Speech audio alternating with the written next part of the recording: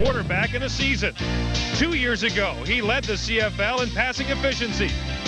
Last year, he set the single-game record for most rushing yards by a quarterback in a single game. But last year, he was overshadowed by BC quarterback Doug Flutie, who was the league's unanimous choice as the most valuable player. Overlooked was the fact that Ham rushed for nearly 1,000 yards and threw for nearly 4,000 more. He remains one of the most dangerous quarterbacks in the CFL. And he proved last week that he hasn't missed a step. In the season opener, he threw 3 touchdowns as the Eskimos beat the BC Lions. Reason to smile for Tracy Ham after week 1. Tonight, he faces the Saskatchewan Roughriders and Don Matthews, who were unable to contain Doug Flutie and the Calgary Stampeders in their season opener. Tonight, Matthews must have better luck as the Saskatchewan Roughriders face another of the CFL's lethal weapons.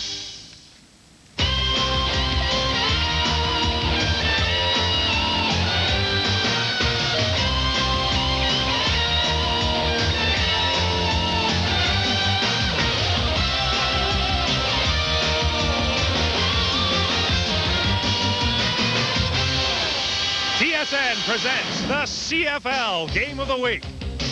Tonight's game from Edmonton is brought to you by Pepsi. Gotta have it.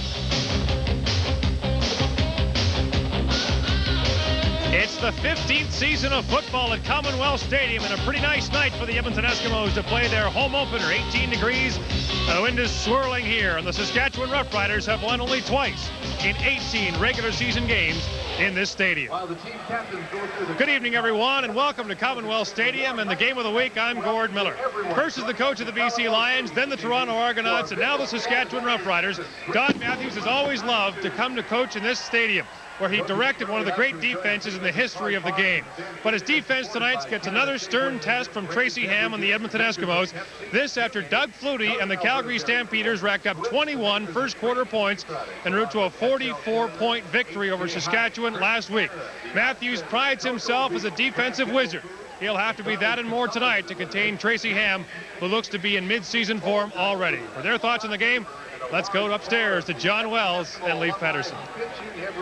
It's always a special matchup when the Saskatchewan Roughriders come to Commonwealth to play the Edmonton Eskimos. I think we're in for a pretty good ball game tonight. The Roughriders seem to get up for the Eskimos in this building. They really do, and I think it's a very interesting matchup tonight because I think both teams are very equal. You look at the special teams, both truly excel in that department. Offenses, I think, are close. Defenses are very close, but the Eskimos have a bit of a problem tonight. Yes, up front they'll have 2 rookies starting on the offensive line, Mike Demarest and Chris Morris, and this could prove to be a bit of a problem protecting Tracy Ham. Yeah, I think that's the unknown factor tonight. Can these 2 young fellows provide the protection for Tracy Ham? And they will both be playing against number 71, Bobby Jurison. He has lost 20 pounds this year.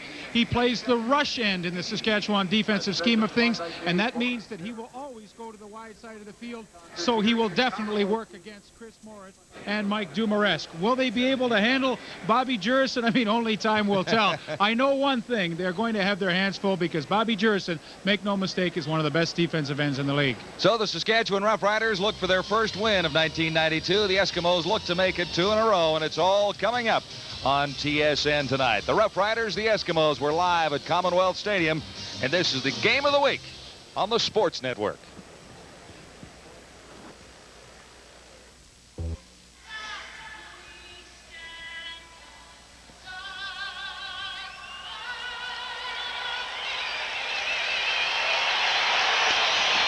We're almost ready for football at Commonwealth Stadium. The Eskimos have won 10 of their last 11 home openers here.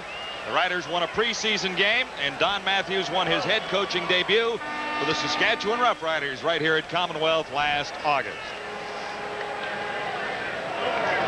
Ron Lancaster beginning his second full season as the head coach of the Edmonton Eskimos. Don Matthews starts his first full year as the man in charge of the Saskatchewan Roughriders. And the Eskimos are set to kick off. Sean Fleming, a rookie out of the University of Wyoming, making his second pro start.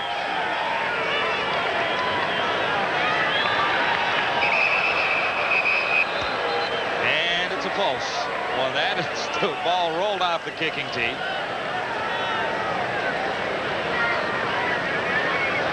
Deep for the Saskatchewan Roughriders, Willis Jaycox.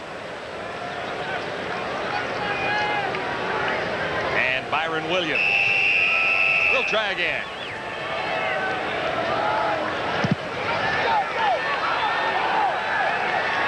Jaycox has it bounced near the 5. Already a good return for Willis Jaycox as he gets out across the 40 and stopped near the 42-yard line. With a 69-yard kick. A 69-yard kickoff, a 36-yard return, and Chris Johnstone led the Eskimo tacklers. Kent Austin, the starting quarterback for the Roughriders, 57 passes last week. Yeah, the biggest thing to consider there were the 4 interceptions he threw, and they were all deep passes for the most part. When Kent Austin was patient and threw under the defense, he was very successful. 1st and 10 Roughriders out to the near side, and a flag goes down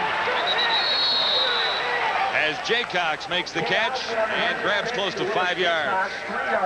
Rob Davidson leading the Eskimo tacklers, and holding is the call against Saskatchewan. Rob Davidson in on the tackle for the Eskimos and a penalty on the play. Let's look at the Rough Rider offense. A couple of new faces along the offensive line, but the rookie is Hendrickson on the left side at left tackle. Chris Giastis was there last year. Outside, Williams and Narcisse. Inside, Fairholm and Elgard.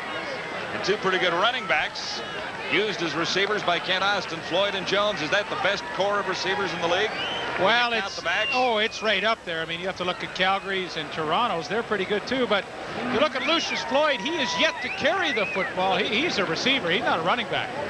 I mean, he caught 10 balls last week and never ran with it. So the holding call on Ray Elgard, he came out on that quick screen and got caught for holding Doug Parrish. So 1st and 20 against a pretty tough Edmonton defense. Narcisse to the near side. The pitch goes to Lucius Floyd. And he is tripped up after a gain of about 4 yards. Stopped by Blue and Pless. Well, see, all I had to do was talk about Floyd not carrying the ball at all this year, and Ken Austin said, we'll take care of that in a hurry. They try to sweep. Leroy Blue, number 89, fights off the block of Craig Hendrickson so well, and then finally gets out. He gets the first hand on Floyd, but Leroy Blue made a pretty good play from the outside linebacking spot. This will be 2nd down and 16.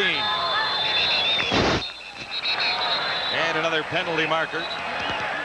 Time count violation.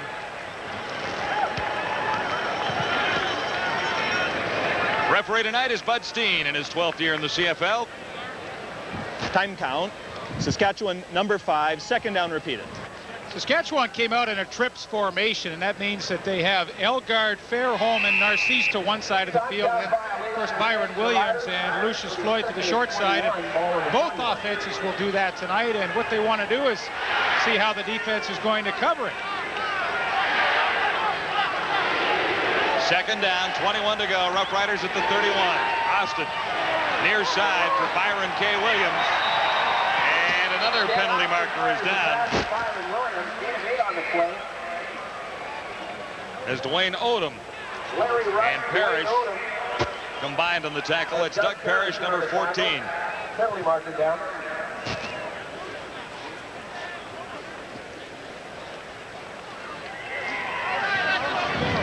Face mask, Edmonton number 14, 1st down.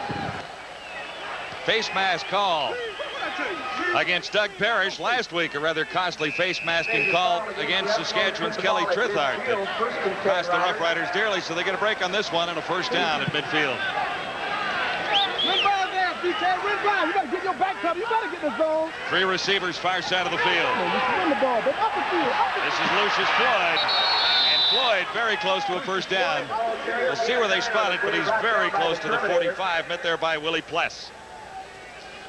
Edmonton defense, they like to go with a 3-4 alignment. Gone is the toaster Brett Williams. In his place, Jed Roberts, fine young 2nd-year Canadian. Of course, in the linebacking core, Willie Pless, no one better than him in that linebacking group. Dwayne Odom, a starter this year. Larry Ruck, Leroy Blue.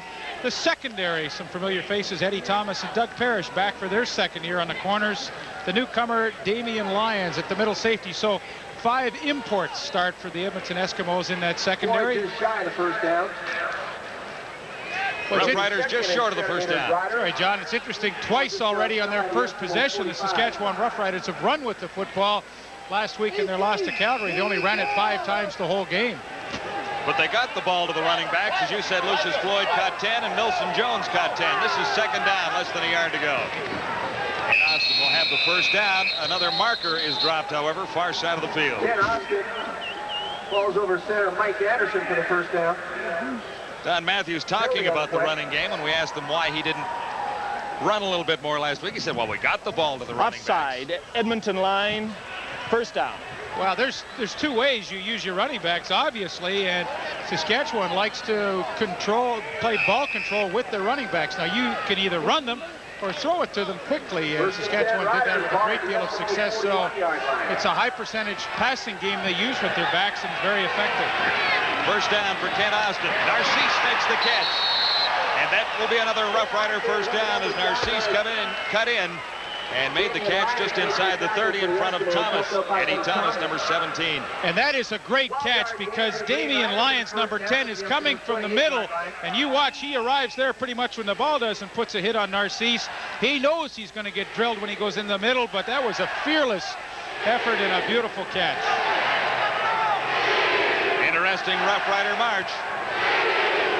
First and 10. 28. Trips formation. Far side, Lucius Floyd. Couldn't quite bring it in as Ken Austin was off the target just a little bit. Dwayne Odom providing the coverage for the Eskimos. It's a trips formation to the wide side. They've got Lucius Floyd back to the weak side of the field, and there you see Dwayne Odom, number 36. He has to cover Floyd 1-on-1. That's what the Rough Riders wanted to see early in the game. How would Edmonton cover that trips? And already they've shown them they're going to put a linebacker on Lucius Floyd. That is a good matchup for Saskatchewan. They're going to go back to that. Second and 10 from the 28. Quickly the toss to Fairholm. And he is short of the first down. Stopped at the 20. Stopped by Stefan Jordan, number 11. There's no question in Saskatchewan's offensive scheme of things, it's get the ball to the slot backs.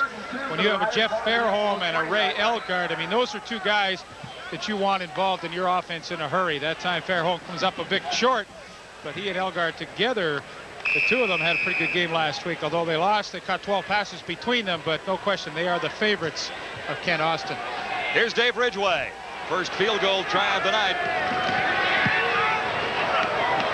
Routine shot for Dave Ridgway. So that's a positive start for Saskatchewan. Last week, before they blinked, they were down 21-0 to Calgary. Now they're on the road. They're trying to establish something, and I think Don Matthews would be extremely happy with that opening drive, getting 3 points, doing something positive on offense. The face masking penalty to Doug Parrish helped things a little bit, but nevertheless, I thought they executed pretty well on that opening drive. Ken Austin looking very patient, and that's what he has to be effective.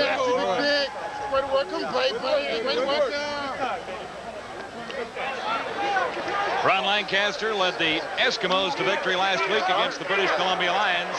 Eskimos are 3-1 versus the Saskatchewan Roughriders in their last 4 regular season meetings. Watch the screen. Mike. Ready for Ridgway's kickoff now. Short kick. Fumbled and no play for the Gizmo. Willie Pless was back and couldn't quite hang on. Willie Pless on the return after a 45-yard. This is not one of our cameras. It's from Universal Pictures. They're shooting A Point After Death, a Columbo movie of the week. The Eskimos are the Elks. Saskatchewan are the Stallions. And just so you know, the Stallions come back. They win the game in the last second, so we should have an exciting finish. And Columbo solves the murder just in the nick of time. I see. We'll watch for that on a movie of the week. We'll see some of your friends, perhaps, at Commonwealth Stadium. Eskimos' first possession. This is Tracy Ham under some pressure. And Ham can't get back to the line of scrimmage. Bobby Jurison. Well, one of the things the Saskatchewan defensive ends are going to want to do against Tracy Ham is take a wide angle to keep Ham in the pocket. Bobby Jurison, very patient outside. Blake Marshall blocking on him, but he forces Ham to go back up the inside, will not allow him to get to the outside, and That's good, solid defensive play. That counts as a sack. On 2nd down and 14, Ham from the shotgun. Close to a first down, Craig Ellis. Craig Ellis breaks the diving catch. Ty Jones there for the pin. The newcomers up front for the Eskimos are on the ends, at least of tackles. Demarask and Morris. William Sandusky outside. Ellis Armstrong, the inside receivers. And a newcomer by the name of Mike Pringle joins Blake Marshall in the Eskimo backfield. So decision time for Ron Lancaster, and he will send the short yardage team in. Even though they're deep in their own territory, they will gamble on 3rd down with just a matter of inches to go. Down and less than a yard. Eskimos ball at the 29-yard. No other call here on a wind-free night, is there? Oh, you're shaking your head. Hey, anything can happen. 3rd and inches for the Eskimos. Well, no penalty markers. And it will be a first down. There was no other call. Well, you always have a chance of a bad snap or slipping on a natural grass turf, but Tracy Ham is able to fall forward far enough to pick up that first down. 1st and 10. Pretty good defense for Saskatchewan. That front four would rank up with the best in the league, I would think. Linebacking, Tyrone Jones. I still have trouble getting used to him in a green uniform, but he is at the linebacking spot. And some changes tonight. George Wynn, Carl Anthony on playing the inside halfback spot. 1st and 10, Edmonton. Blake Marshall out to the 40-yard line. And that's 5 yards on Marshall's first carry. He averaged 6.1 yards per carry last week and touched the ball 12 times. Gerald Bayless made the tackle. Not a great deal of finesse in the running of Blake Marshall. It's get me the ball and let's see who I can run over. He picks on a bunch of Saskatchewan defensive players and actually bursts through them for a pretty good pickup. Markers are down once more. It'll be procedure against the Eskimos. There's Ty Jones heading to the end zone, but Ty, you're coming right back.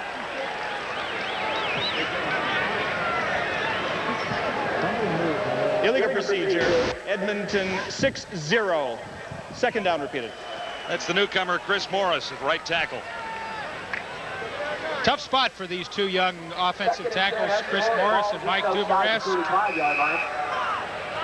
They are going against a front four that is a very tenacious group, and Chris Morris will really have to have his wits about him tonight. It'll be 2nd and 10. Pressure and the blitz is on. Tracy Ham throwing on the run. Sandusky makes the catch. Did he stay in bounds? Yes. Big play. Tracy Ham to Jim Sandusky.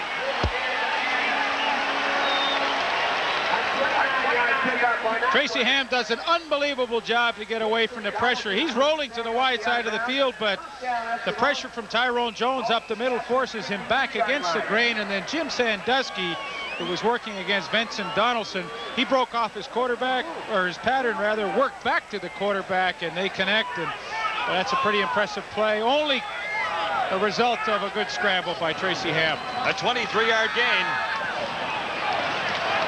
Mike Pringle. And Pringle gets down inside the 40-yard line. It'll be another Eskimo first down. Pringle stopped by Donaldson and Bayless.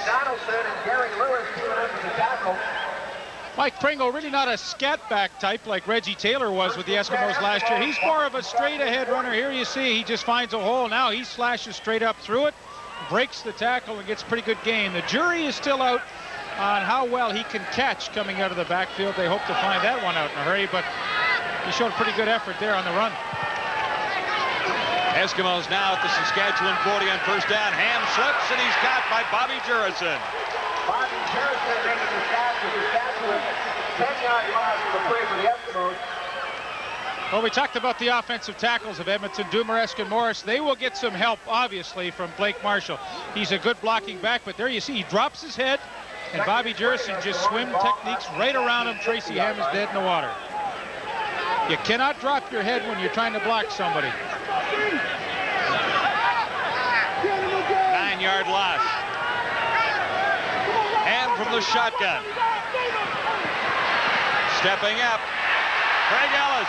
And that'll be a Saskatchewan first down as Ellis picks up substantial yardage after the catch before he's run down by middle linebacker James King. 37 yards. James King was victimized a couple of times last week by Keevan Jenkins, a running back. This is not a good matchup for the Saskatchewan defense. Craig Ellis is being covered one-on-one by James King, the middle linebacker. He will lose that battle more often than not. Ellis gets behind. Ham finds him. The Edmonton Eskimos now are on a pretty good drive. After a 37-yard gain, the Eskimos are set up at 1st and 10 from the Saskatchewan 11. Good fake by Ham to the near side and fired it just a little high for Blake Marshall. Nobody covering the Riders.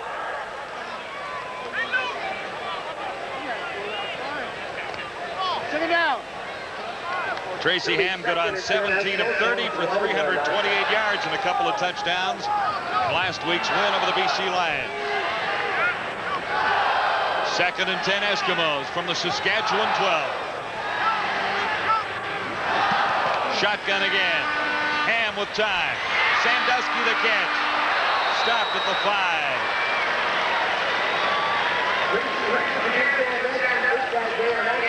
Benson Donaldson making the stop on Jim Sandusky. Sandusky almost got away.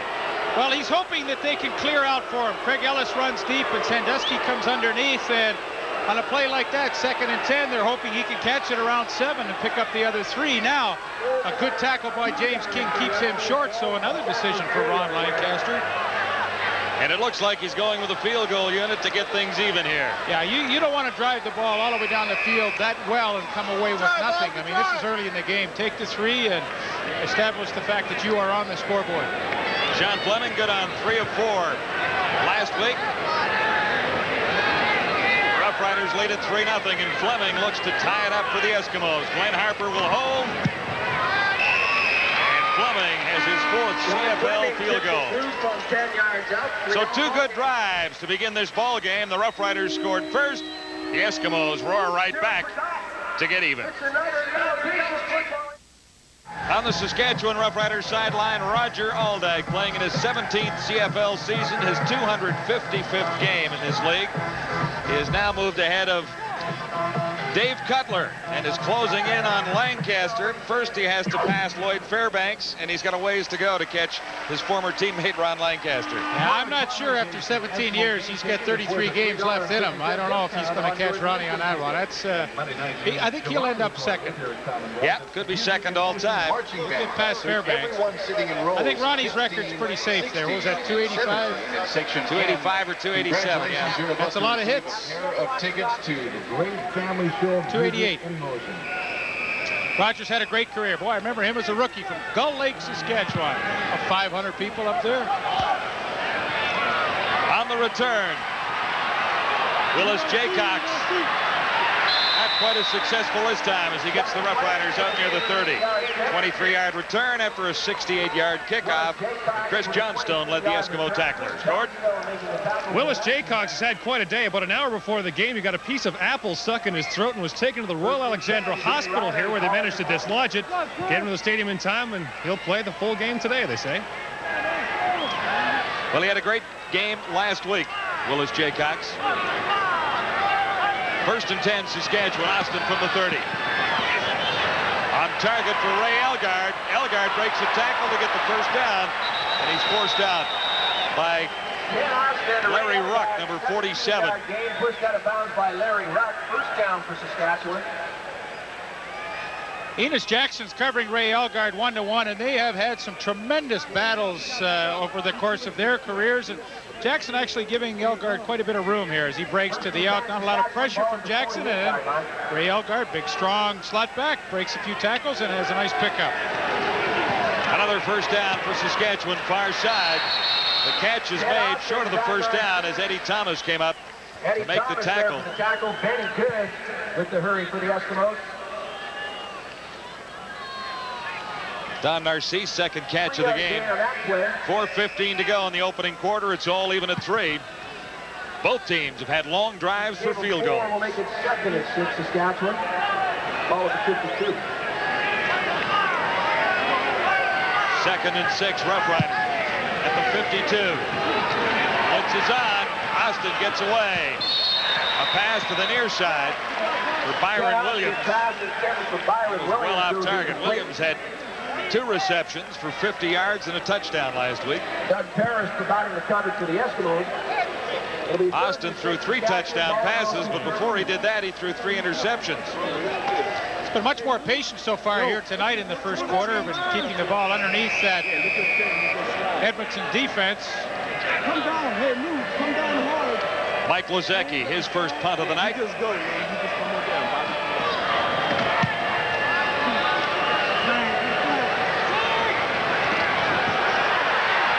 No running room on the return for Eddie Thomas. He lost a couple. So the Eskimos begin deep in their own zone with a score even at 3. We're live from Commonwealth on the game of the week. Live action penalty against the Roughriders, and the Roughriders were asked to kick again, so the return favors the Eskimos by Henry Williams, who gets 14 yards after a 35-yard Lozecki punt that time. And they pick up about 30 yards from where they would have been had Saskatchewan been able to keep their first punt. So a pretty good situation as it turned out for Edmonton.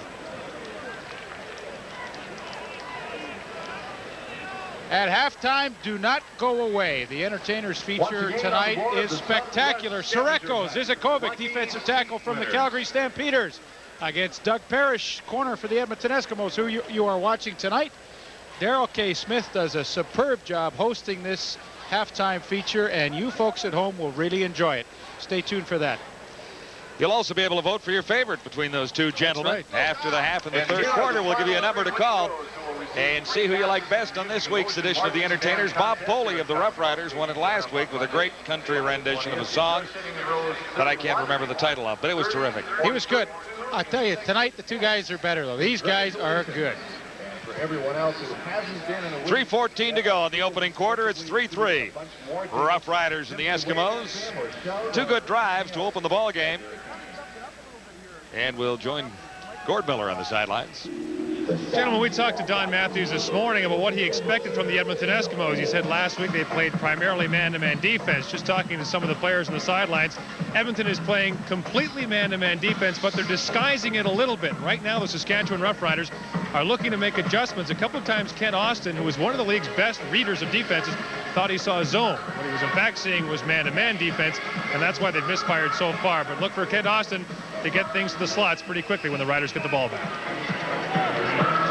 1st and 10 for the Eskimos, beginning at the 47. Trips formation, 3 receivers in. Right side. And Marshall gets the call. Blake Marshall out across the 50 and near midfield. Robert Banks finally bring him down. Robert Banks, number 97, made the tackle.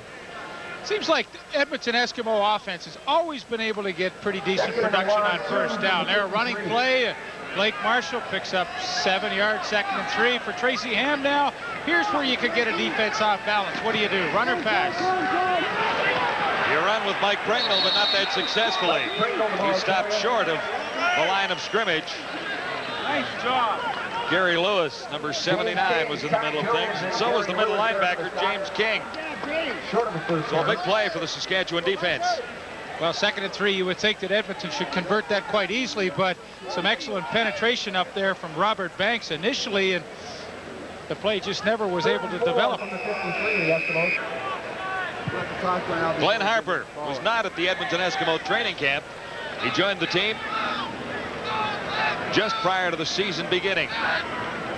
Played 4 games for the Eskimos last year. Willis Jaycox waiting near the 15. He slices his way through at the 25 and stopped near the 29-yard line. Willis Jaycox. Willis Jaycox with an 8-yard return. 8-yard return after a 41-yard punt, and Ken Austin returned. He was the All-Canadian quarterback in 1990. and set a CFL record for most passes in one game at 65 against the Edmonton Eskimos last September. 1st and 10, Roughriders.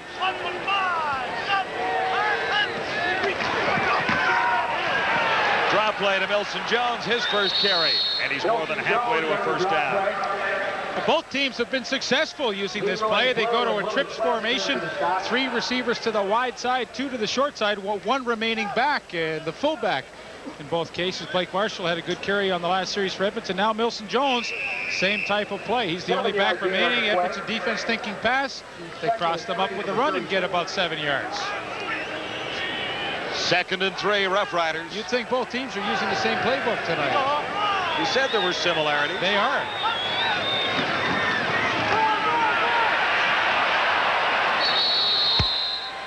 Nowhere to run that time for Milson Jones. Maybe a yard. Half a yard, coach. Half a yard. Dwayne Odom leading the Eskimo tacklers. On the tackle. They'll measure it to see exactly what Jones managed to get. He was stopped initially, but fell forward for a little bit. Empty. Riders about half a yard short of the first down. It'll be 3rd down, half a yard to go. That's a good half yard. 3-3 ball game, and the Roughriders go gambling on 3rd and less than a yard to go. Austin appears to have the first down. Ken Austin following Vic Stevenson and gets the first down. I'll be honest, I never really liked this call on a 3rd down gamble when you take both backs out of the backfield. I mean, the secrets are over. I mean, you know who's carrying it, and your linebackers, you just follow that quarterback. And a little surprising, but nevertheless it worked, and they get a first down and keep it going. Austin, good fake, gets some pressure now. Austin, not noted as a runner, slides in across at the 47. And who was wide open? Lucius Floyd was wide open down the field. They've had this matchup a couple of times. Lucius Floyd on a linebacker. That time it was Larry Ruck. Boy, you know Austin's going to get a phone call from up in the spotter's booth, and they're going to say, go back to that again. We'll see that one. That's the end of the opening quarter. It's all even at 3 at Commonwealth.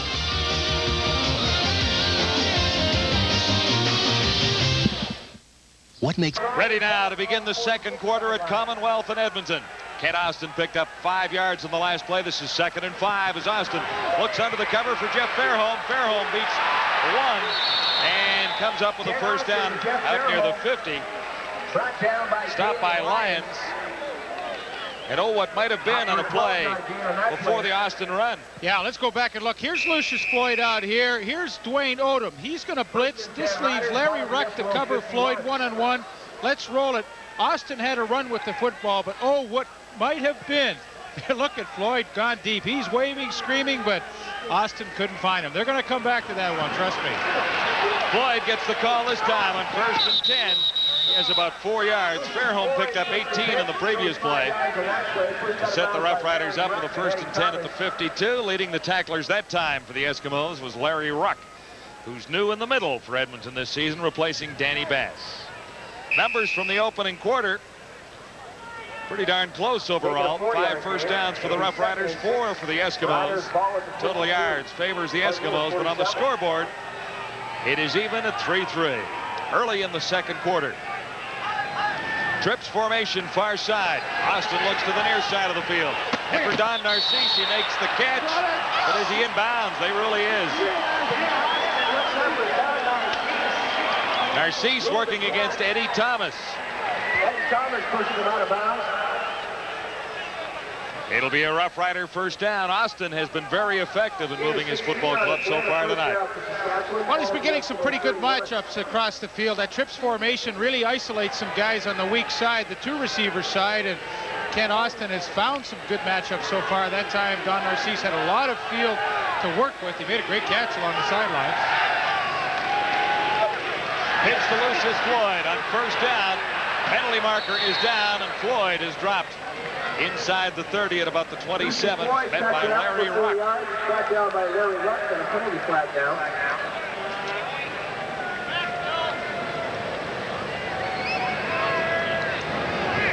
Holding, Saskatchewan 44. First down repeated. Roger Aldag. They don't catch rods very often.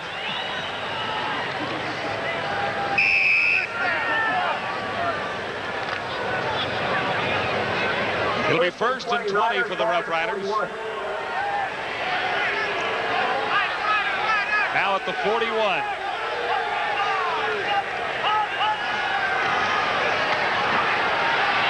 Austin for Fairholm. Only a couple of yards as Leroy Blue came up from his spot at linebacker to make the tackle. First time I've seen Saskatchewan come out with this. This is their version of the six-pack. 3 receivers over at the top, 3 at the bottom. Nobody in the backfield. Shotgun for Austin. Now, this is a new look that Edmonton's going to have to try and cope with. They hit Fairholm underneath, as you'll see right there, but it's the first time I've ever seen Saskatchewan with 6 receivers. Trips formation, top of your screen. 2nd and 15 for Austin, looking deep for Fairholm, and he overthrew him as Fairholm drew coverage from Parrish, number 14. Doug Parrish and Damian Lyons. And from Stefan Jordan, number 11.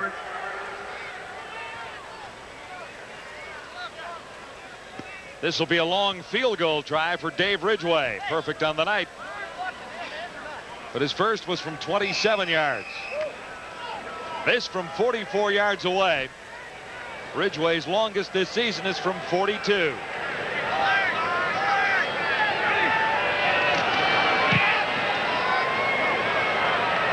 Wide this time. Ridgway misses from 44. The Roughriders take the lead again, but it's only by a point. Saskatchewan Roughriders settle for 1 and take the lead at 4-3 early in the second quarter. Make your play of the day at any Sports Select retailer. Toronto Blue Jays are in Seattle. We will have that for you tomorrow night, 10 o'clock Eastern time. Pretty easy trip for Juan Guzman, Roberto Alomar, and Joe Carter. They just remain out there after the All-Star game. And then on Friday, the Montreal Expos are in Jack Murphy Stadium to play the San Diego Padres. Catch all the action right here on TSN. Milson Jones, the injured Saskatchewan Roughrider, on the sidelines. It was a short night for Milson, a shoulder injury. Fairly obvious right now. So number 26, David Pitcher, will now come in and play for Milson Jones. That is not good news for Saskatchewan. Milson Jones, a huge part of their offense. He has been called upon to do most of the running. And of course, we know how effective a receiver he is coming out of the backfield.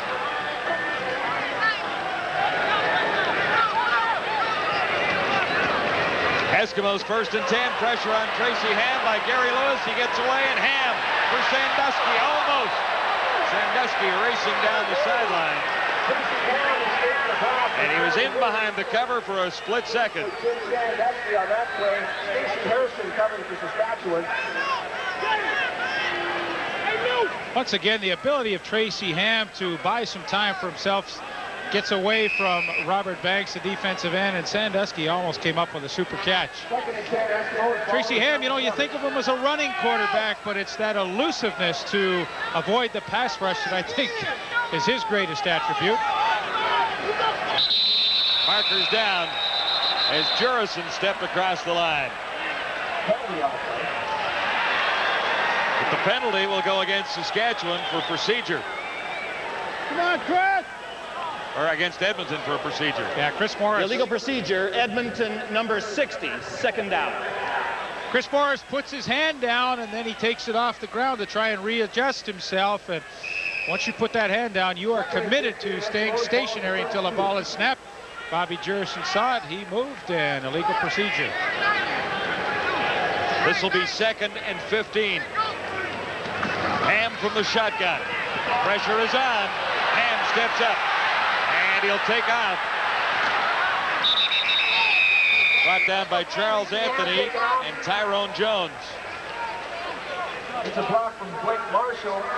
An 11-yard gain. Ty Jones making the tackle. 11 yards for Tracy Ham, but not enough for the first down. And a matchup we are following tonight. How can the young tackles handle Bobby Jurison? That time, Chris Morris uses his hands very well to push Bobby Jurison past the pocket. Tracy Ham steps up as he is supposed to do, and then he is off and running with a pretty good gain. On third down, Glenn Harper in. Good kick the first time. Jaycox won't have any room to play it this time as it's out inside the Saskatchewan 40. I want to see him kick to Jaycox, not out of bounds. 27-yard punt that time. There was no return, but it won't help the average very much. That's funny. We talked to Don Matthews about his philosophy with regard to punting the football. We said, Donnie, would you kick it away from the giz? And he said, absolutely not. It's my punter's job to kick it high and as far as he can. And we pay the other 11 guys to go down and cover it. We're not kicking out of bounds. I like that. I do too. First and 10, Roughriders. 41-yard line. Austin in some trouble, and he's caught from behind. Willie Pless catching up to Ken Austin. Little play action, but when the blitz is coming, I mean, you really don't slow anybody down. These guys are coming anyway, and Willie Pless will finally finish off. It was a horrendous play for Ken Austin, come up with a sack.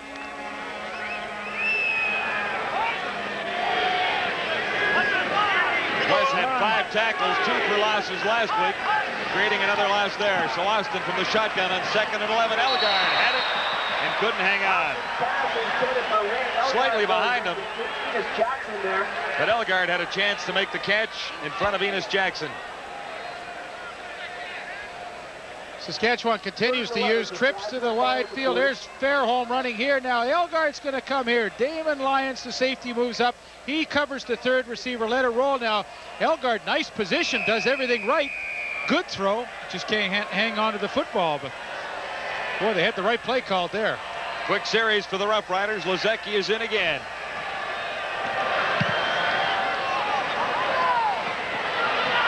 Henry Williams. And Williams caught by the first wave.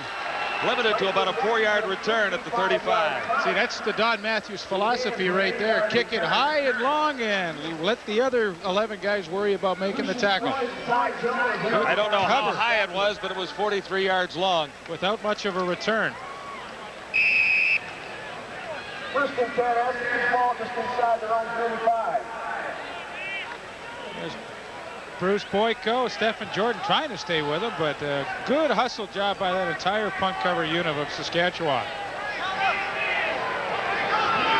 First and 10, Eskimos at the 34. This is Mike Pringle, his best run in Canadian football in his second game. Stopped by Vincent Donaldson. Mike Pringle, a rookie running back out of northern Colorado, a 23-yard gain. Good block by Mike Dumaresque, 53. Right there on Gerald Bayless.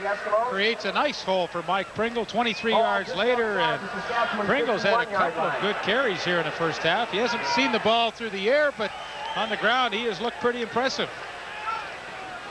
That sets the Eskimos up at the 52. Ham from the shotgun. It'll be another Edmonton first down. At the 40, Craig Ellis made the catch in front of Glenn Suter. And Tracy Ham picked out the right receiver. Craig Ellis was the third receiver to the wide side of the field. Saskatchewan chose to cover him once again with James King, the middle linebacker. And look how easily Craig Ellis got inside. King to the middle. Easy completion for Tracy Ham. And if Saskatchewan decides that that's how they want to cover that formation, they are going to be in a lot of trouble. Eskimos now at the Roughrider 38. Ham flares it out for Blake Marshall. He couldn't hang on. Jurison was with him. And Vincent Donaldson was moving up from his left cornerback spot to cover as well. So the screen didn't work out all that effectively for the Eskimos there. Ham just a little off target. They didn't really disguise it that well. Usually the running back like Blake Marshall will step up into the line and then sneak out to the flat. He kind of just went out there right away, and there was no mystique involved with that play. Second and 10, Ham from the shotgun. Stepping up and firing deep for Armstrong. He drew coverage from Charles Anthony. For Chris Armstrong on that pass and run. Charles Anthony covering. George Wynn helping out there as well. It'll be 3rd and 10 for the Good Eskimos. protection Ball that to time for Riders, Tracy 39. Ham, but I think he was fooled. He was expecting a blitz, and he was looking to Craig Ellis in the middle, but Saskatchewan just rushed 4 people. They dropped off everybody into his zone coverage, and one of the few times they have run a zone coverage in the first half, I think took Tracy Ham by surprise, and he really had no one to cover. Decides to air it out and hope someone can make a great catch. Chris Armstrong, the intended receiver, but Saskatchewan defense fooled him. Glenn Harper stepping across his 50 and trying to angle this one away from Jaycox. Tried to make the catch, lost the ball. Who's got it inside the 5? It looks like the Eskimos have recovered as Jaycox bobbled the ball deep in his own zone. First turnover, costly for the Saskatchewan Roughriders.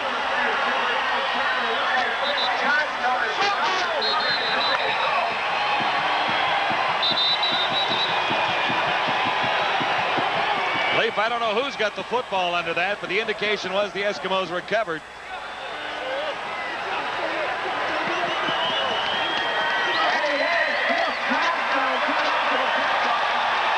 Looks like Chris Johnstone, number 83, came up with the fumbled football. And the double E are inside the 5. I think the fact that Willis Jaycox is such a competitor really hurt him there. He made a bad decision. Glenn Harper trying to kick it out of bounds, and Jaycox maybe should have let that ball bounce. He lost the handle. Johnson gets the recovery, and the Edmonton Eskimos with the first turnover in a pretty much error-free first half. Short yardage team is in on 1st and goal to go from the 4-yard line. Marshall got the call. He's down to the 1. Marshall, the ball carrier. 6:50 to go in the opening half with the Roughriders leading the Eskimos 4-3.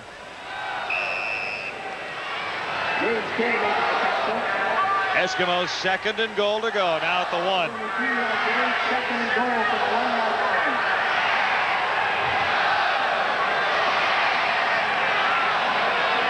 Three running backs. And Tracy Ham tries to squeeze over the line. The Rough Rider defense holds that time. 3rd and goal to go from the 1. Come on, the fucking good. I think Dan Rasevich made the play on Tracy Ham at the goal line. So a 3rd crack at this touchdown opportunity for the Eskimos inside the 5-yard line. They had one from the 4, 2nd try from the 1-yard line. Motion to the left side. Sandusky, touchdown. He made the catch right on the goal line. Just your normal call on a 3rd down gamble from the 1. Sure, Blake Marshall, everybody was thinking him. Tracy Ham, quarterback sneak. Let's throw it. Jim Sandusky, touchdown. I don't think there was a player on the Saskatchewan defense that expected this would happen. Not even a great throw, but it didn't have to be. Nobody went out to cover Sandusky as he came in motion. Edmonton Eskimos with their first major of the night. 2nd touchdown of the year for Jim Sandusky. John Sherman connecting, and it's another Yellow Pages football into the end zone. So the Eskimos have the lead for the first time. Jim Sandusky makes a 1-yard touchdown catch. And he was looking up at the scoreboard here on a replay, and he was kind of laughing, said, hey, those guys didn't even come with me. Eskimos have the first touchdown of the night. Edmonton leading the way. It's 10-4 at Commonwealth. So Jim Sandusky picks up the first touchdown of the night for the Edmonton Eskimos, and as he goes across the field, the defensive back Stacey Harrison tried to go with him. He ran into the referee. Maybe that's what Jim Sandusky was laughing about, is, we got a lot of help tonight. A little bit of a wobble on that toss from Tracy Ham. Didn't matter. The Eskimo kickoff. Byron Williams. And no return as Williams Takes a 45-yard kickoff and gets nowhere on the return. Michael Souls led the Eskimo tacklers. Gordon? Well, there's no way Saskatchewan could prepare for that play because it doesn't exist. The Eskimos made it up in the huddle on third down after noticing the Saskatchewan defensive backs creeping up trying to stuff Blake Marshall. So they drew one up in the sand and scored a touchdown. I didn't see any sand down there. Here's the scoring drive. 3 plays to cover 4 yards in a minute 32. A 1-yard pass to Sandusky after the fumble by Willis Jaycox. Well, their coach Ron Lancaster would be very proud of that call because he used to do that a lot of times. He would make up some plays in the huddle, as I recall, and more often than not, they worked. Wasn't there the story about Lancaster and Campbell getting together on a touchdown toss at Taylor Field where Campbell said, "You see the lady with the blue dress in the end zone? I'll be there." Lancaster hit him for a touchdown. 1st and 10 Roughriders now. Here's Austin. Intending it for Ray Elgard, and he was off the mark. You know, this has been a close game so far, but now Edmonton scored the first touchdown of the game, and I think there is a sense of urgency for Kent Austin and his Saskatchewan Roughrider offense to try and come back and counter as quickly as they can. Not a good play on first down, 2nd and 10 against a pretty stingy Edmonton defense, but I think Austin would like to put at least a couple of first downs together and give his defense a rest. Shotgun on 2nd and 10. Austin has a first down. Out near the 45, Parrish makes the tackle. Austin to Byron Williams. Byron Williams the catch. Doug Parrish making the tackle for the Eskimos. Well, nothing fancy about this. He just says, Byron, you go down about 14 yards, run a hook, and we're going to get a first down and get ourselves some better field position. Pretty easy throw. Doug Parrish playing pretty soft corner there, allowing Williams lots of room to run that hook to the inside. 1st and 10 Roughriders from the 44. Austin over the middle for Lucius Floyd. Floyd fights his way, and he'll be very close to a first down. He was slowed down and finally stopped by Michel Bourgeau. A little help from Willie Pless. This is where Kent Austin has to be patient. Here are the linebackers. They drop. So what does that tell you? That tells you, okay, I got to hit Floyd right now coming out of the backfield. Get it to him quickly. Let him run with the football. This is where Saskatchewan is so successful. Take what the defense gives you. They got 9.5 yards. That's a great play. 2nd down, less than a yard to go. Austin will throw. Almost intercepted. Looking for Ray Elgard. Damian Lyons had a shot at it, number 10. And one other Eskimo had a shot at the tip ball as well. Eddie Thomas.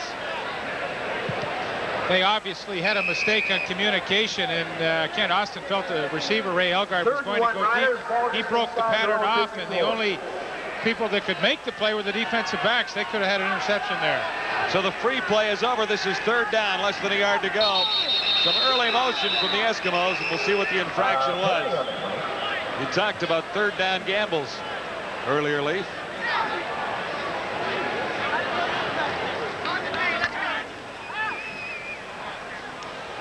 Offside, Edmonton, first down. So the Roughriders do get the first down, but a procedure call there would have taken the ball away from Kent Austin and the Riders. And this is exactly what Saskatchewan needed. They want to counter that touchdown by Edmonton. They put back-to-back first downs together, and they've put a good drive. They've got a good drive going. No catch. Tight coverage by Stephen Jordan. Good coverage by Stephen Jordan on that play. Fairholm was the intended receiver. Stephen Jordan, number 11, covering on the play, falls down, but Jordan has good position. Fairholm can't hang on. Nice to see Stephen Jordan back. He had a very, very serious lacerated liver injury last year. A lot of rehabilitation involved, but good to see him back healthy and playing again for the Eskimos. 2nd and long again for Austin and the Roughriders. Looking for Fairholm. He was in behind the cover, and Austin overthrew him. Jordan covering on Fairholm again. So that 2nd and long situation hurts the Roughriders this time. This was really a good throw by Austin. As Fairholm came out of his break to the corner, he didn't accelerate like he normally does. Almost that he wasn't expecting to get the football, but he was in behind Jordan. That's a matchup that I think Saskatchewan likes. They would prefer to see Elgard on Jackson and Fairholm against Stephen Jordan. Mike Lozecki was a little late coming in to get ready for this punt. He's standing back near his 45. High this time. Not much of a return. Penalty markers are down. A timeout on the field. We'll sort everything out when we get back to Commonwealth. 2:53 to go till halftime. For the Eskimos leading the Roughriders 10-4.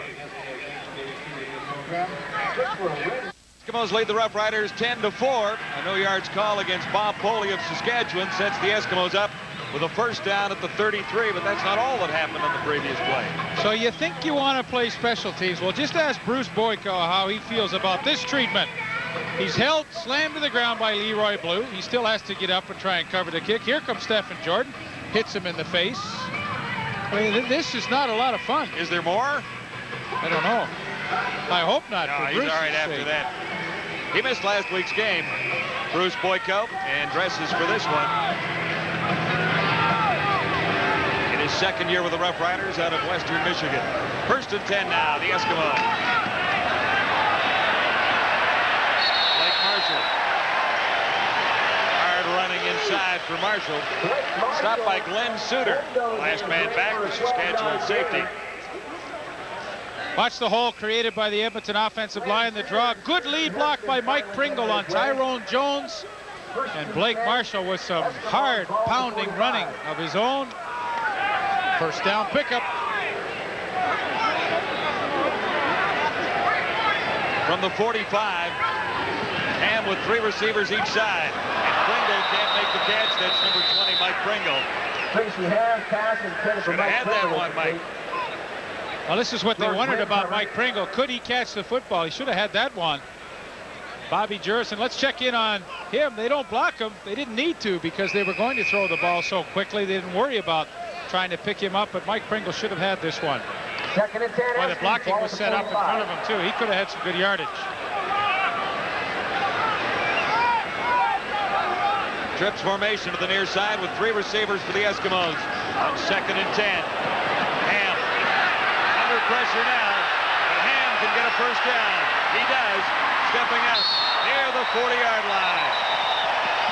Eskimos wanted Ham to run a little bit more. Forced out there by Stacey Hairston.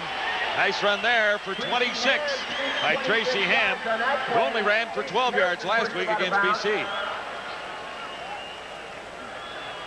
Well, there's no question he can ignite his offense in a hurry when he decides to run, and the only reason he does run is because Craig Ellis falls down. He wanted to throw the ball to him, but Bayless cannot catch up, and Tracy Ham has the Eskimos in pretty good position. Eskimos have 6 receivers in there right now, 3 each side of the field. Ham quickly to Blake Marshall. Cut down neatly. Tracy Ham quickly out. Close to 5 yards. Marshall chopped down by George. Well, that's the same play that Mike Pringle just dropped the pass on a few plays ago. They decide, well, we like to play. We're going to use a different guy to catch the football. They stick Blake Marshall out there. He makes the catch, but the corner, George Wynn, had seen it a couple of times, and he reacted a lot more quickly to it. Eskimos in front 10-4. Second and 6, Edmonton at the Saskatchewan 35. Shotgun. Ham fires in a hurry, and he fired it low and into the turf on the far side. Penalty markers come down. Tracy Ham springs the pass On out Banks, to Mike Robert Pringle. Banks. The penalty marker. The pass was intended for Mike Pringle. Unnecessary roughness. 97 Saskatchewan. First down Edmonton. Costly penalty. Yeah, he and Mike Dumaresk were involved in a bit of a tussle after the pass was thrown. Everybody in the park thought it was going to be a roughing against Mike Pringle, but not so. Back on the other side of the field, Robert Banks. So the Saskatchewan Roughriders hurt themselves. Major penalty puts the ball first and 10 Eskimos. Ball on the Saskatchewan 20-yard line. First and 10. The Eskimos all set now at the Roughrider 20. 3 receivers far side of the field for Tracy Ham. King is chasing Ham. Going to get him from behind. Not with Ham speed, he can't. Finally grabbed inside the 5. Dan Rasevich caught up to Tracy Ham. 2 big runs in this sequence for Tracy Ham, and it got the Eskimos out of trouble. Well, it's tough. You know, the Saskatchewan secondary is doing a good job. Robert Banks working on Dumoresk. He gets caught to the inside. A big mistake. That allows Ham to the outside, and although the Saskatchewan defensive backs have been doing a great job, they have been victimized by a couple of great runs on this drive by Tracy Ham. 17 yards on that run by Ham. 1st and 10 for the Eskimos. At the 3. No problem for Blake Marshall crossing the goal line. Over top of Anthony. So back-to-back touchdowns, and the Eskimos pad their lead at 16-4 Edmonton. Blake Marshall from 3 yards out, his second score of the season, and a touchdown, Eskimos. Blake Marshall with a nice job to bounce this one to the outside. It's designed to go off tackle, but he sees the opening, and there's absolutely no way that a defensive back the size of Charles Anthony is going to keep Marshall out of the end zone. That is his 2nd touchdown on the ground so far this season, as you see right there. And slowly the Edmonton Eskimos are taking control of this game late in the 2nd quarter. The Roughriders started with a rather impressive march in their first sequence. Came away with a field goal. The Eskimos came back to get even on a field goal, and now the Eskimos have scored 2 touchdowns in a row. Well, the roughing penalty to Robert Banks didn't help the cause too much for Saskatchewan, and Edmonton takes advantage of it. A couple of good Tracy Ham runs, and Blake Marshall caps it off with that 3-yard touchdown run to the outside. He is fun to watch. I mean, he is such a prototype fullback. Big, strong, nasty, mean. I mean, he would just as soon run over you than run by you. You ask Mr. Anthony. All the details for you. 76 yards in 7 plays, but rather quickly done. 1:37 time of possession, and a 3-yard run by Blake Marshall caps it off. 2 in a row for the Eskimos. Well, this was a very closely played game, and you look so far in this ball game at a turning point, and it definitely has to be that poor decision by Willis Jaycox to try and field the punt. He fumbled, Edmonton recovered, and they have taken that and gone with the momentum to 2 touchdowns and are in complete control here in the first half. Before the end of the game. Chris Johnstone Byron Williams bringing down Byron Williams. Chris Johnstone with a shoestring tackle.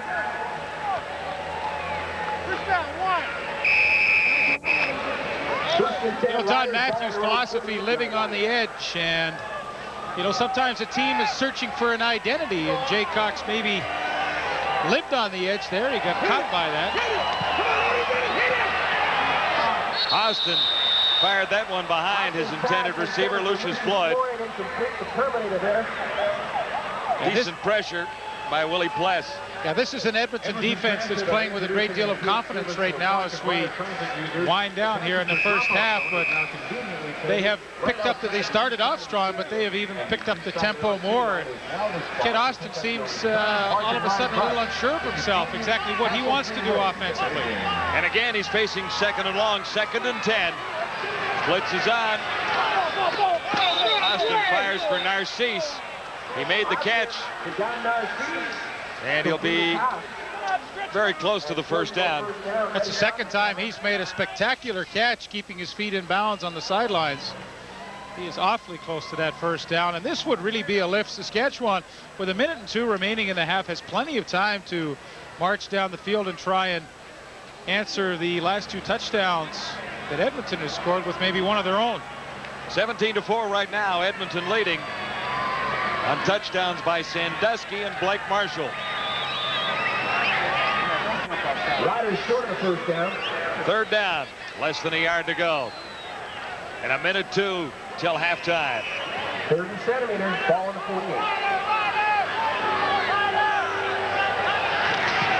It'll be a first down for the Roughriders as Austin carries to keep the drive alive.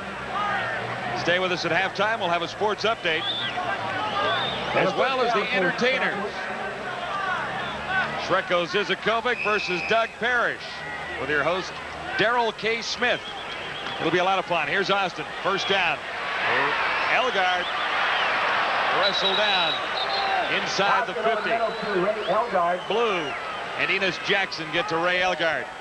After a gain of at least 10, they get 11 yards. And a first down for Saskatchewan. 50 seconds to go till halftime. Hurry up offense for Austin. The drop play to David Pitcher. And that was well read by the Eskimos, by Larry Ruck and Willie Pless in particular. Really tough to run a draw against a blitzing defense. That time Willie Pless coming on the blitz, and he absolutely hits the play right on the nose there. He's coming up through a gap, and David Pitcher really has no chance to break that one at all. Loss of 3. 2nd and 13. Flags are down as Austin fires to the far side. Incomplete. Williams couldn't make the catch. Doug Parrish covering. Parrish was covering. And a penalty on the play. Holding against Saskatchewan. More pressure again from Willie Pless. Michel Bourgeau, number 94, coming up the middle. So the Edmonton Holding, Saskatchewan 66. Penalty is declined. It's 3rd down.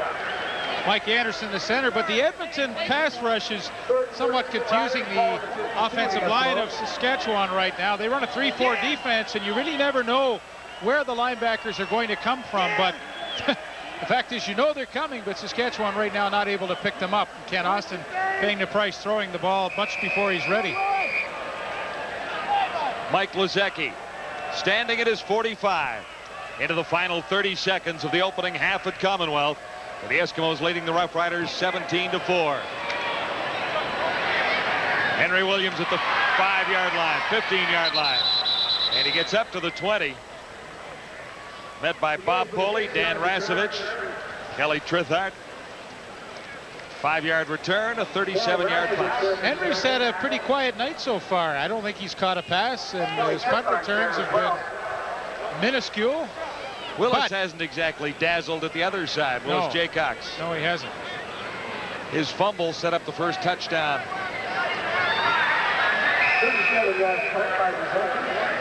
Tracy Ham having a competent night. He's also rushed very well.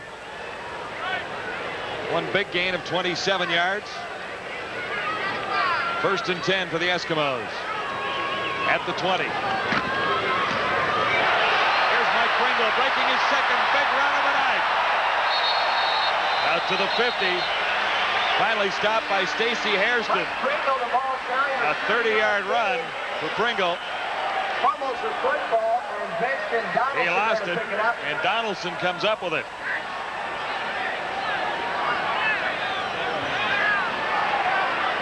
Now the discussion continues down there.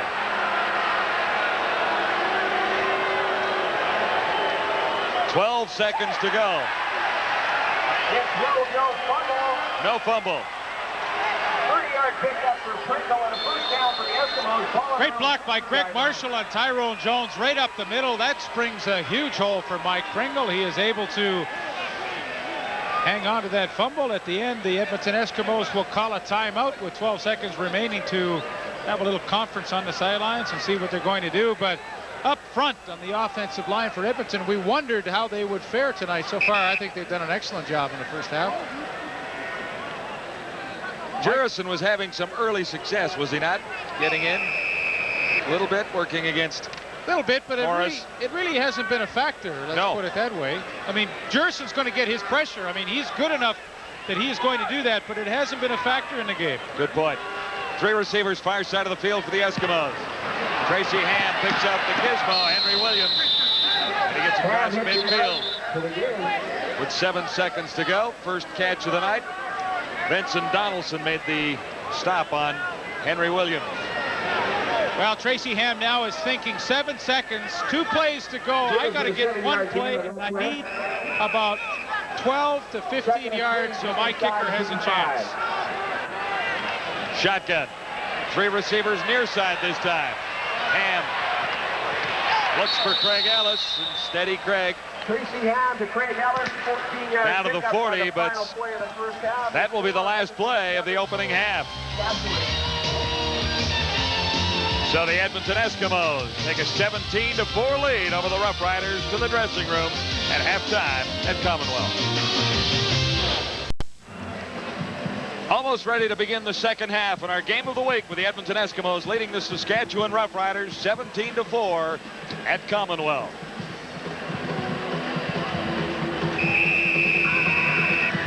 Sean Fleming.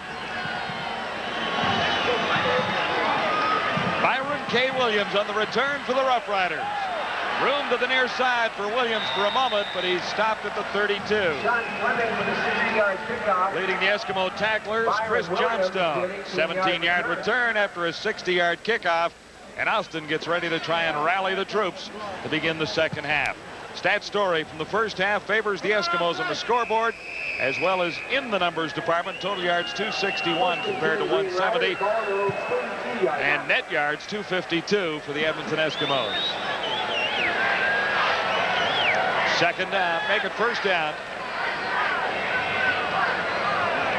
Austin from the shotgun at the 32. Intended it for Ray Elgar. Ken Austin's pass intended for Ray Elgar. Covering Willie Pless. He's had a good game. I don't think he ever has a bad game, Willie Pless. Quarterback comparison in the first half. Austin struggled a little bit. Tracy Ham, pretty normal numbers for him. I think only throwing 14 times. He had a running game that complemented the passing game. Tracy 50 yards running himself. Mike Pringle added 66 in the ground, so over 100 yards rushing. A nice half for them. Second and long for Lucius Floyd. And he was met as he tried to make the catch by Enos Jackson.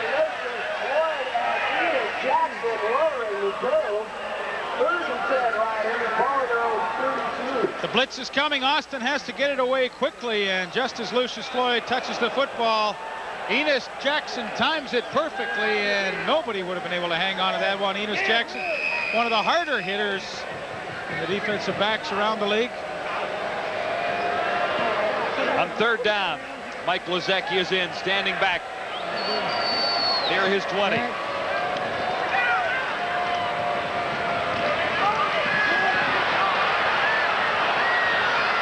Eddie Thomas.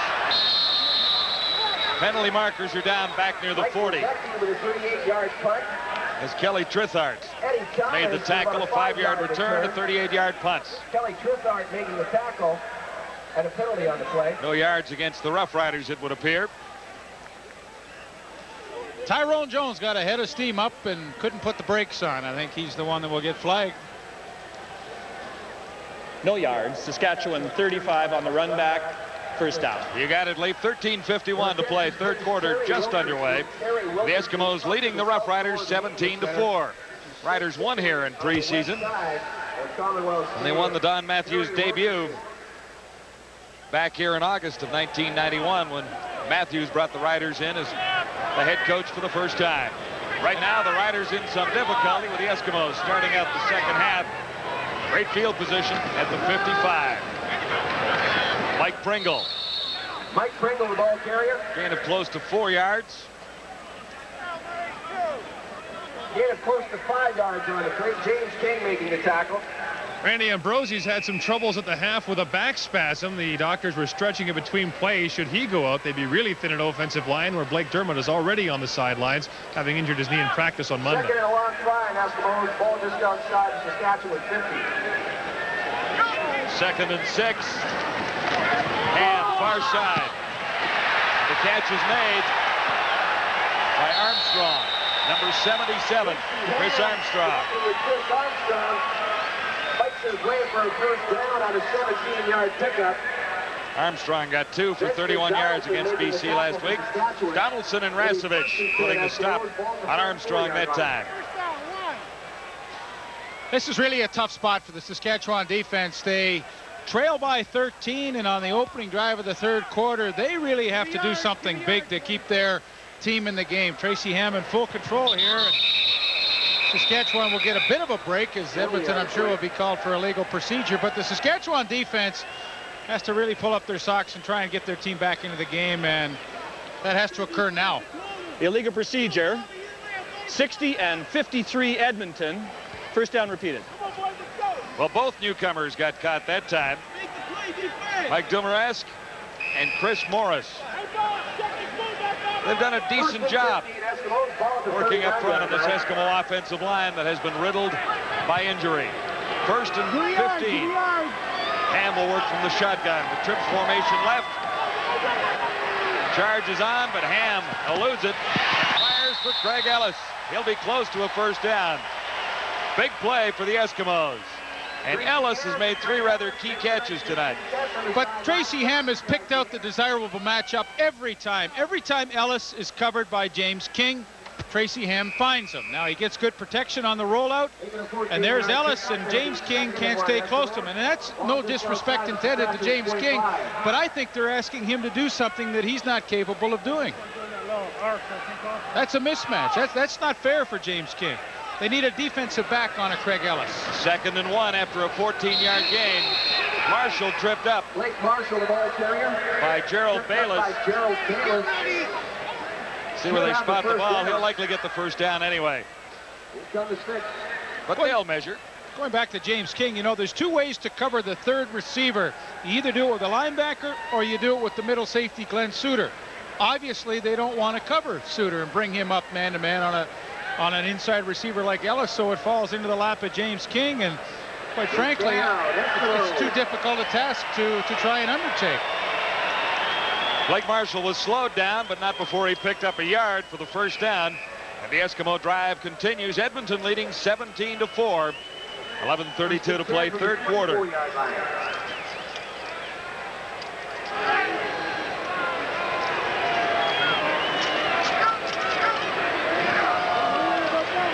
Ham looking to the corner. Craig Ellis, what a touchdown catch. He got in behind Anthony.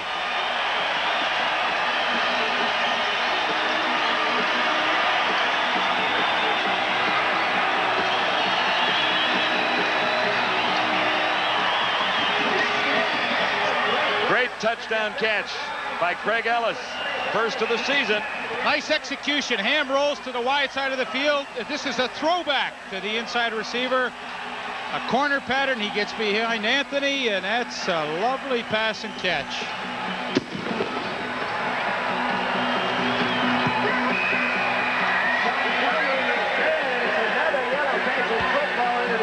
The Eskimos add 7 more.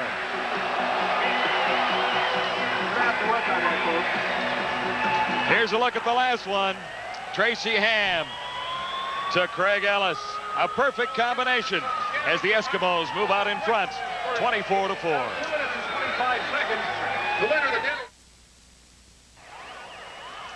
Live from Commonwealth Stadium, the Saskatchewan Roughriders scored first. The Edmonton Eskimos have scored 3 touchdowns in a row to take a 24-4 lead. Last touchdown, 55 yards in 5 plays, finished off by a Tracy Ham to Craig Ellis pass for 24 yards. From Yellowneck, Charles from Adidas Canada. Everybody watching back at home. Craig Ellis takes a great cue, doesn't he? When that camera goes on, he knows how to get the messages from coast to coast. Eskimo kickoff rolls out of bounds. Let's check in with Gord Miller. Well, an interesting development on that touchdown pass, which Saskatchewan fans have seen before. You'll recall last week they got burned 3 times in man-to-man defense in the first quarter. They were playing man in that last play, and the Eskimos just waited to get the matchup they wanted, which was Craig Ellis, and they got the touchdown. So Saskatchewan may have to jump out of that man-to-man defense for the 2nd week in a row. Gord, it's a game of individual battles. I mean, you have a team concept, obviously, that you like to follow, but it really all boils down to little one-on-one battles throughout a game, and Craig Ellis has won pretty near every battle that he's been involved in tonight. He's had success against King. Now he has success against Charles Anthony, and the Saskatchewan Roughriders find themselves in a huge hole, and in a span of about 12 minutes, this game is totally turned around in favor of the Edmonton Eskimos. 24-4 facing Don Matthews right now. He was down 21-0 to Doug Flutie and the Calgary Stampeders last week. 2nd kickoff for the Eskimos after a procedure call, and this is Willis Jaycox. Jaycox stopped short near the 42-yard line. An 11-yard return after a 51-yard kickoff. And leading the tacklers for the Eskimos again, Chris Johnstone. Kent Austin one more time. What does he have to do to get the Rough Riders back in the game, Lee? Well, I suspect the Edmonton defense is saying to themselves, don't give up anything cheap, and they will be quite content to give the Saskatchewan receivers a little bit more room. So it's the same old thing for Kent Austin. I mean, you trail by 20. That certainly isn't insurmountable. Be patient and just try and get something going. A reverse to Fairholm, and he was stopped after a half-yard gain. Somehow they may have to get the ball to Fairholm and Elgard with a little more success, but that play didn't work. Well, those 60 are the yards between them. Those are the numbers for the two inside slots, and I think it's safe to say that how the Saskatchewan slot backs fare throughout a game would be a pretty good indication of how well the offense is functioning, and so far tonight they are below par. They mark it a gain of 1. This is 2nd and 9. Austin from the shotgun. There'll be a flag coming on the coverage by Doug Parrish that time. And there is. Williams was the intended receiver, and I think they got Parrish, number 14.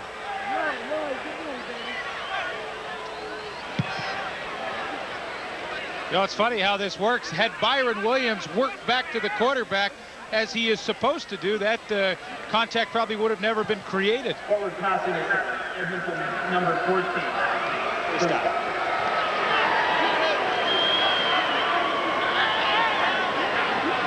First and 10, Saskatchewan. A reminder, you still have time to select a winner. Will it be Zrekos Izakovic or Doug Parrish? There are the numbers to call at 50 cents as the toll.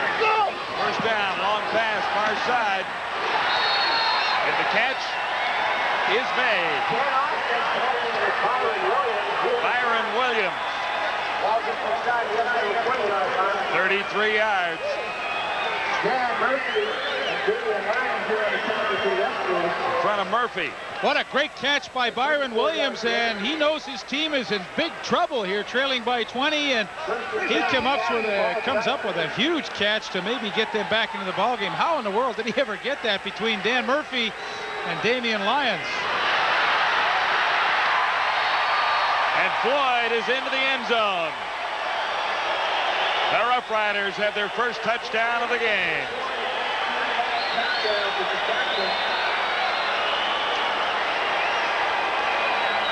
It's funny how one big play can spark a team. The catch by Williams, and now the touchdown by Lucius Floyd. Kent Austin picks out the right guy. Mix up. Dan Murphy's in, and he does not get over in time to pick up Lucius Floyd. The blitz, he has Floyd in responsibility. He doesn't get there, and a quick touchdown for the Rough Riders, and they are right back in this game in a hurry. Ridgway adds the extra points.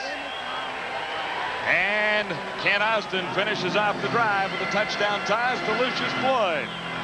It's now Edmonton 24, Saskatchewan 11.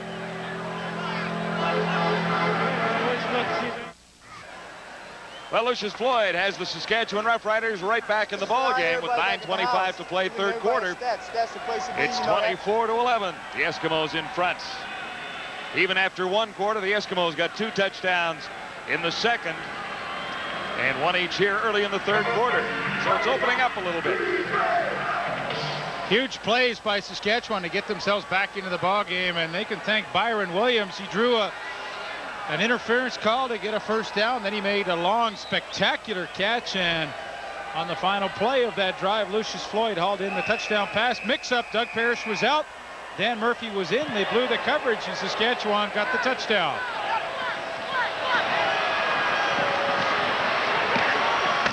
Leroy Blue, number 89, returning that kickoff for the Eskimos. 11-yard return, a 47-yard kickoff. Willis Jaycox making a tackle for Saskatchewan. So here comes Tracy Ham.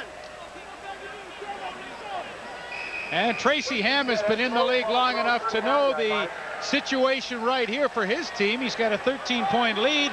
Saskatchewan looks like they're not going to roll over and play dead for him.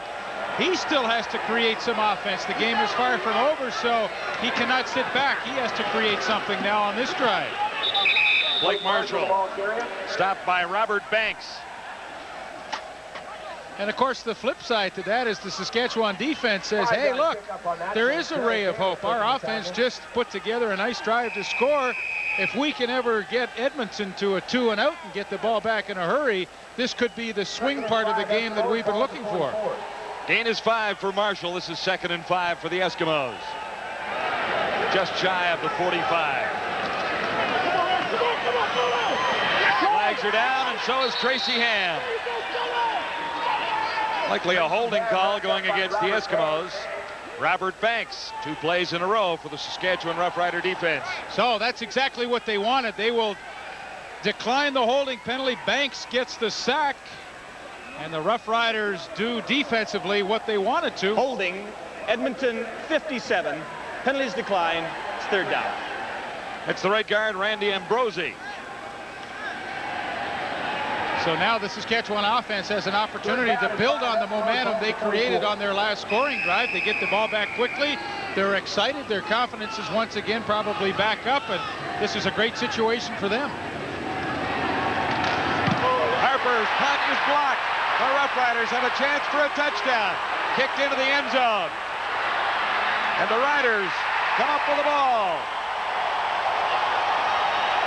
Blocked by Donaldson. David Pitcher made an alert play to kick it into the end zone and fall on it then. Oh. David Pitcher has the touchdown. Benson Donaldson, number 24 to the top of your screen. He is untouched. He sneaks around the blocker, and what was the key to that play was getting the good pressure up the middle, and then the blockers had to make a decision. They left Donaldson free. Pitcher kicks it into the end zone. An extremely alert play, and then is able to beat Michael Souls to the ball for the touchdown. And all of a sudden, when it looked as though the Roughriders were down and out about 3 minutes ago, they are right back in this one. Ridgway adds the extra points.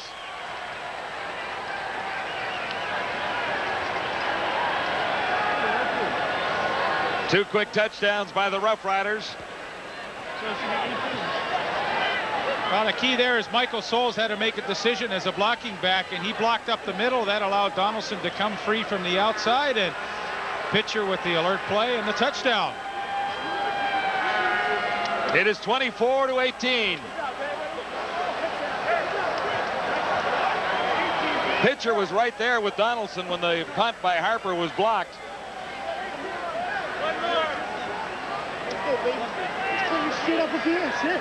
We can't do nothing but turn this goddamn fire up.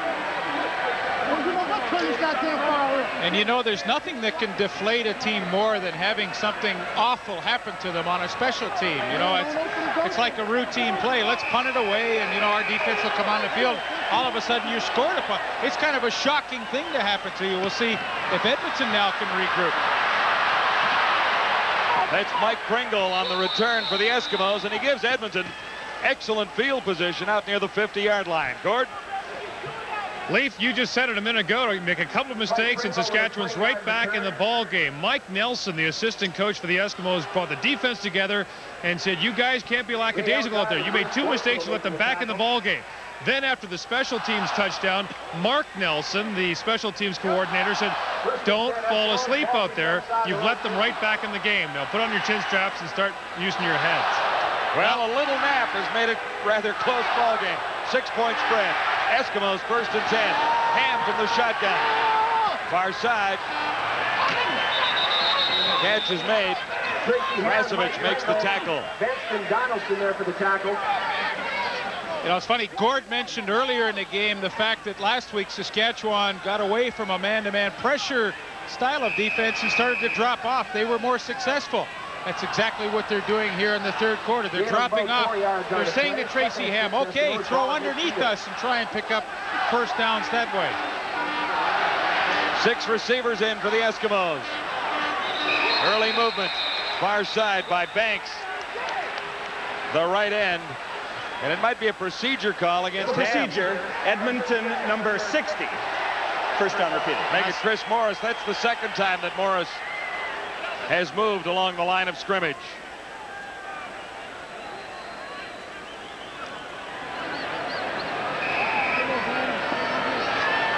Second and 11, Eskimos. So from 2nd and 4, it's 2nd and 11.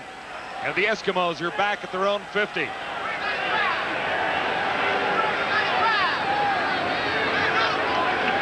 Two backs in the backfield with Tracy Ham. Back to throw in a hurry. Almost picked off. Craig Ellis was the intended receiver, and Glenn Suter almost had his first interception of the year.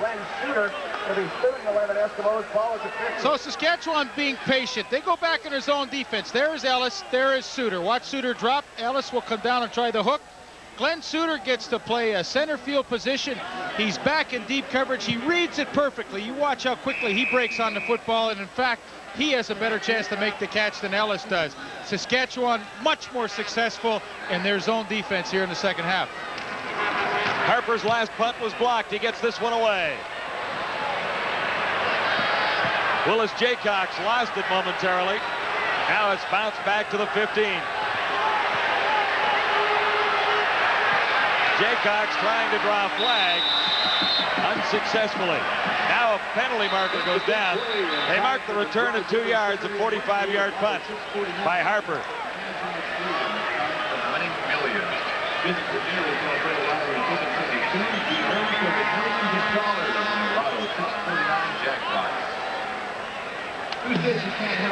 The infraction is against the Eskimos.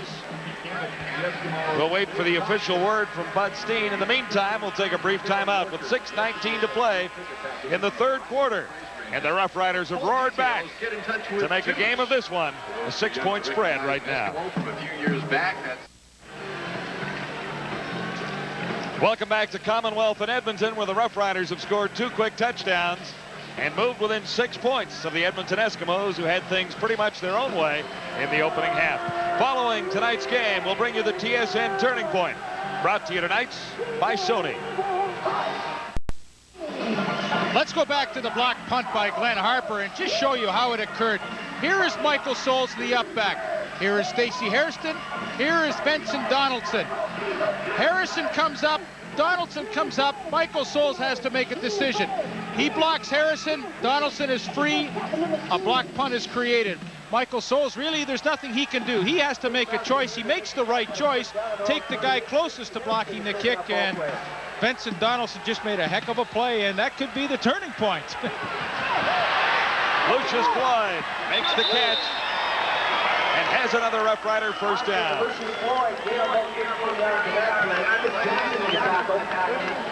Enos Jackson, the tackle on Lucius Floyd.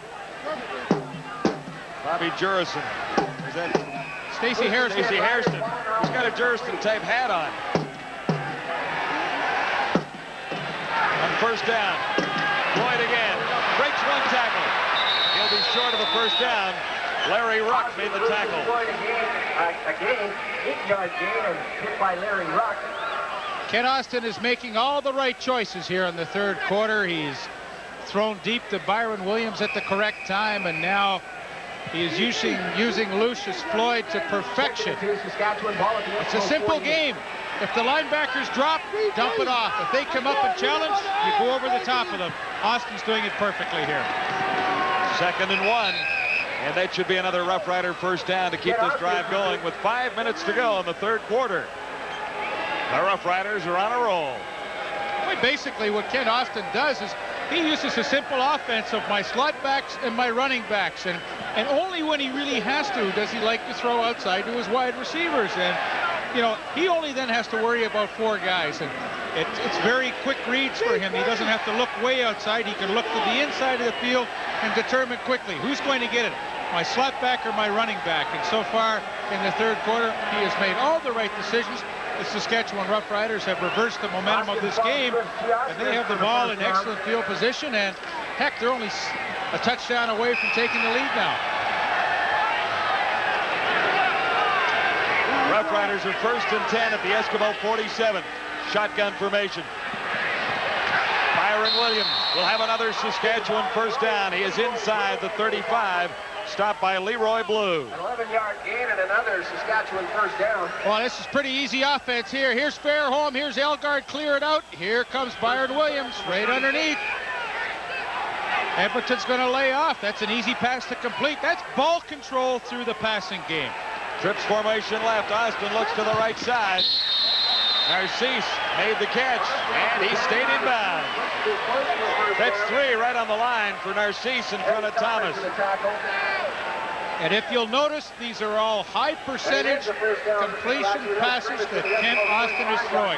He's not gambling. He's not taking chances. It's a high percentage offense that he is functioning with right now. Suddenly the Rough Riders lead in first downs. Austin shotgun formation. Elgard couldn't make the catch. Penalty marker in the secondary. In the area of Narcisse and Eddie Thomas.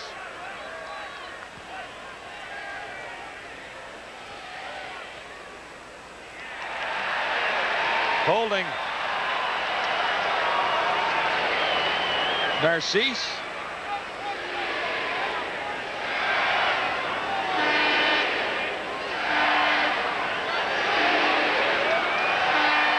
Hang on, we'll get it officially here. Holding Edmonton, number 17. First down, Saskatchewan. So it was against Eddie Thomas. And the Rough Riders get another first down. Now at the Eskimo 15. Edmonton leading 24-18, but the Rough Riders have come back to score 2 touchdowns in a row. Elgard, the intended receiver, and that time Austin fired it high. Was it a mix-up between quarterback and receiver? No, it wasn't. It was a blitz coming, and it meant that Elgard had to cut quickly into the middle. Ken Austin simply overthrew him.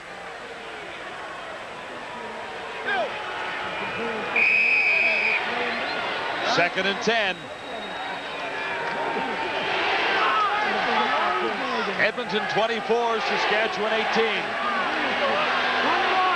Riders with 4 receivers to the far side of the field. Austin looks to this corner for Lucius Floyd. Couldn't quite hang on as Floyd drew double coverage. Jackson moved over to help out Thomas.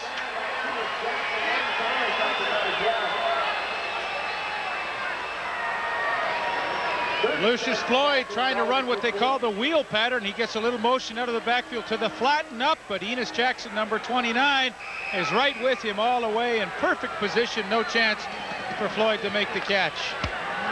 So this drive will end in a field goal try for Dave Ridgway. He missed a 44-yarder. No doubt about that one. As the Rough Riders creep within 3. 24-21 now. Looking back to last week, the Rough Riders had a much better second half against the Calgary Stampeders, offensively and defensively. And that's been the story here tonight, too. Well, I mean, they're a team that has gone through a lot of changes defensively, and Don Matthews has tried to instill a philosophy of them, of a reckless, devil-may-care type attitude, and this is not developed overnight. I mean, you do not develop a personality of a team in a matter of a few weeks in a training camp, so it will take some time, and as Don Matthews indicated in our conversations today, this team will get better and better. And although some coaches will always tell you that, I mean, in their case, it really is true. It takes time for a defense to learn how to play together, and week after week, they should improve. The kickoff. Bouncing. Mike Pringle had a tough time hanging on. Now the return begins. Penalty markers are down, and Pringle is dropped near the 30. Billy Trithart leading the Saskatchewan tacklers, a 15-yard return. Gordon? The knee of Stacey Hairston was rolled on in that last series. He has an ice bag on it and will not return. As a result, Glenn Suter moved to defensive halfback John Hoffman to safety, a major blow to the Riders, as Don Matthews told us this morning that Stacey Hairston would play a major part in his defense, feeling he may have been one of the fastest defensive backs in all of the CFL. Well, he's certainly the fastest one on the Saskatchewan Roughrider roster. And that is really a critical injury, because moving Glenn Suter to the halfback spot is not an ideal situation for them, because even at middle safety, they really don't like to play him in a lot of man-to-man coverage. Now, he is either going to have to do that, or they're going to have to go to a lot of his own defense, and don't think Tracy Ham won't recognize that in a hurry. Blake Marshall hit and stopped. Marshall tried to roll off the first hit. You know what, regardless of the changes that Saskatchewan has to make, they are playing with a great deal of emotion, enthusiasm, and confidence now in the third quarter. So, you know, oftentimes, more times than not, that confidence and enthusiasm can create, you know, you don't have to worry about some of the mismatches you may have.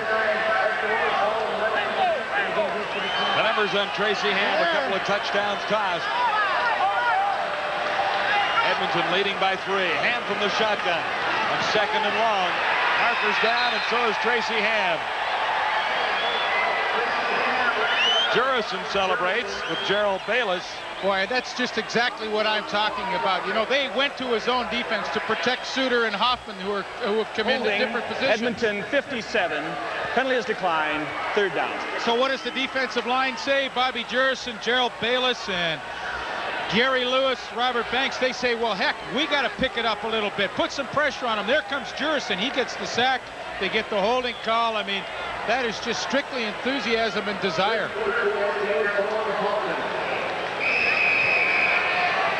First sack of a new year for Bobby Jurison forces the Eskimos into a kicking situation.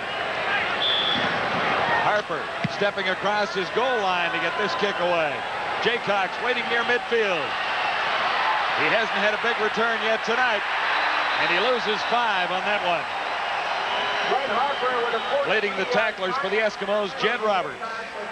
-3 on that return, Jed Roberts. The injuries pile up for the Saskatchewan Roughriders. Running back Milson Jones is with me now after leaving the game in the 2nd quarter. What happened? I just got driven into the turf, and I heard a couple of pops. I don't know if it went out and went back in, but I tried to do something with it after that, and it just wasn't working. Things look pretty grim there for a while, but you're right back in it. Well, we just a lot of indecision. Once we just decided to play football, you know, we do have a very good football team, and it looks like I don't know, the guys are getting mad or something, but it's whatever it is, it's working, it's coming together. This is a pretty good football team, but a very young team. Do you think it's going to take some time to come together? Well, I think there's a mixture of veterans have been around for a while and a mixture of rookies. There's really not a mixture of in between, so it will take a little while, and we're not panicking at this point in time. It's just that you know, it takes something to get us going, and we just can't. We have to come out and just get started right as the game starts. The doctor said how long you'll be out? We're going to look at it a little more when we get to Regina. But if I can, I'll take this time to say hi to Rhoda and Gladstone. Hope you're feeling a little better. Say hi to my mom and dad, too. We hope you're feeling better, too. Thanks, Bill. Thanks a lot, brother. Back upstairs, guys. Injured Eskimo coming out the field now is right linebacker Dwayne Odom.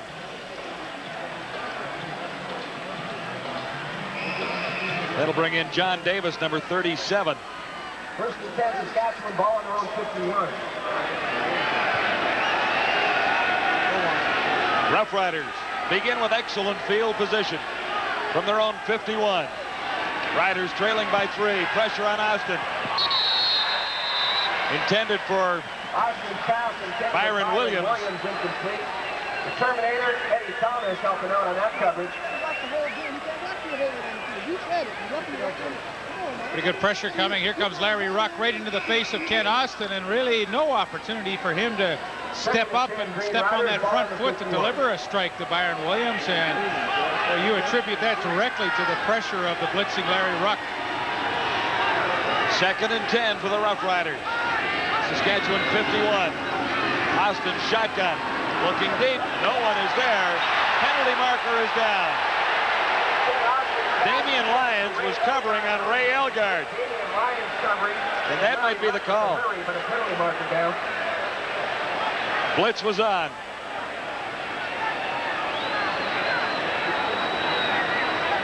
Forward pass interference. Edmonton, number 10. 15-yard penalty. First down.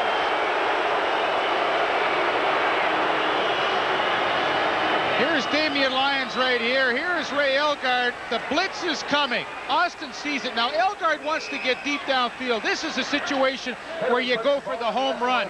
Lyons knew he was in trouble. He got caught flat-footed, so actually he did the smart thing and hung on to Elgard. He was beaten. It only cost you 10 or 15 yards. That's really not that bad a play. He was in trouble. Roughriders 1st and 10 at the 41. Austin looks long. He's looking for Williams. He's got it and dropped it. Had it and dropped it, and that's why coaches go gray. You explain to me how he can make a catch between two guys, a circus catch, and then he's all alone for 6, and you drop it. I don't figure it out. In behind Eddie Thomas. 2nd and 10.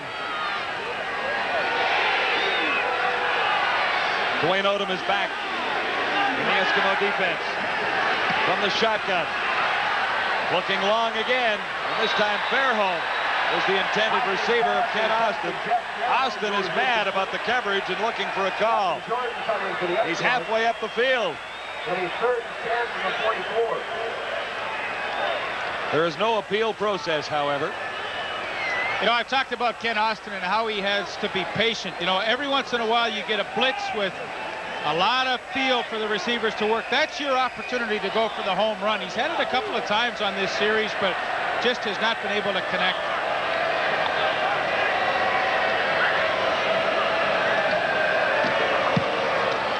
Wasecki on 3rd down.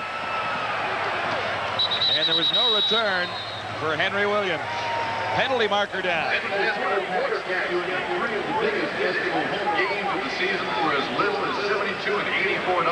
Let's go back to the last play. What I've been talking about. I mean, here comes the blitz. You see the whole field. That is wide open.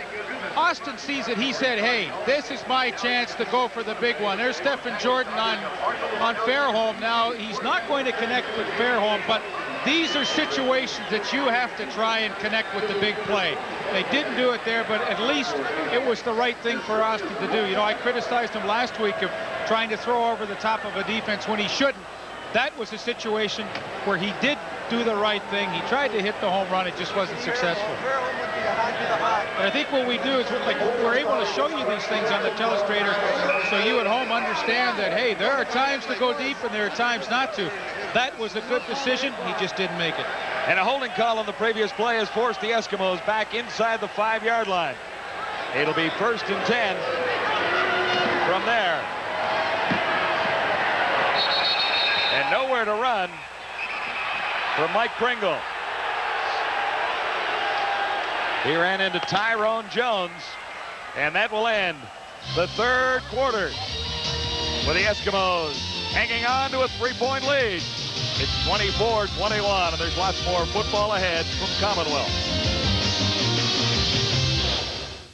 Welcome back. We await a 2nd down and 7 to go for the Eskimos deep in their own zone near the 6-yard line, with the Eskimos leading the Roughriders by 3. It's 24-21 to begin the 4th quarter at Commonwealth. Edmonton with 5 receivers in. Ham, the lone man in the backfield. Pressure is on. Ham steps up, throws, and they'll get a 1st down as Sandusky makes his first catch in a while. Hang on, that's Henry Williams, number 2. Now, Saskatchewan only rushed 4 people up front. This allows Tracy Ham time to step up in a well-formed pocket, and the Giz runs a hook inside Charles Anthony in the zone coverage. He picks out a good spot. Tracy Ham connects with him, and that is a big 1st down. I mean, you're backed up in your own territory. You need a little breathing room, and you know, it might not seem significant, but it really is to get that 1st down. Pringle tried the left side. He was met by Dan Razovich on 1st down. It's all a game of field position, and Tracy Ham can get a couple of 1st downs, and the worst thing you do is punt it away. You kind of reestablish yourself. You got yourself out of trouble. 1-yard gain. 2nd and 9. 2nd and 9 from the 23. 6 receivers in. The Eskimos 6-back. Ham on 2nd and 9 steps up. Open over the middle, and Ham fired into the turf. Big pressure on Ham as he tried to get that one away, forcing a 3rd down. Oh, that's the nice thing, too. 2nd down in a row that Saskatchewan has not blitzed anybody and relied strictly on their front 4 to apply pressure to Tracy Ham. They've been able to do that. Robert Banks, Gerald Bayless with some good push, and Tracy Ham cannot connect.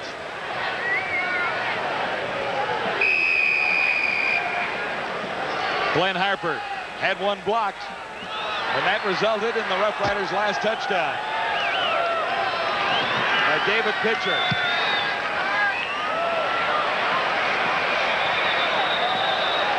Out near midfield. And the Roughriders will come up with pretty good field position as a result.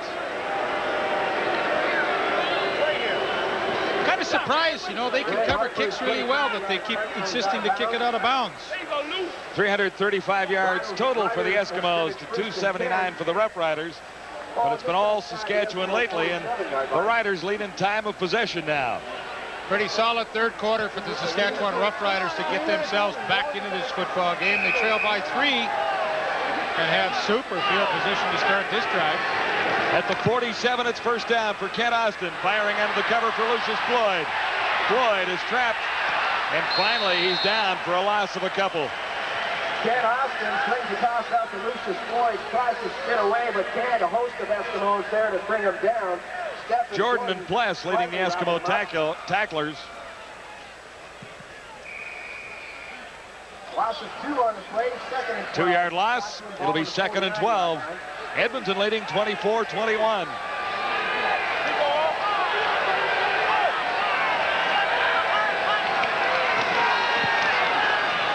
Floyd makes the catch this time and goes for the first down. He'll be stopped a little bit short. Jackson and Pless coming up to make the stop on Lucius Floyd. He is Jackson there to prevent him from getting the first down. How much is it? They'll measure this.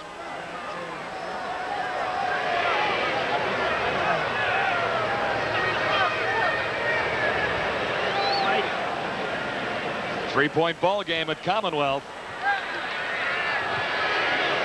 And less than a yard to go for the Roughriders to convert this into a first down. They're inside the Eskimo 40 at the 37. Don Matthews. Boy, if I was Edmonton, I'd be really looking for Kent Austin on the quarterback sneak. There are the numbers after 3 quarters of play, and no question Kent Austin has picked his game up to the next level. But with Milson Jones out with that shoulder injury, they really don't have that pounding fullback in there, and don't be surprised if Kent Austin calls his own number. Third down, less than a yard to go for the Roughriders. Austin has the first down, no flags anywhere. Austin getting the first down. Matthews is a gambling kind of guy.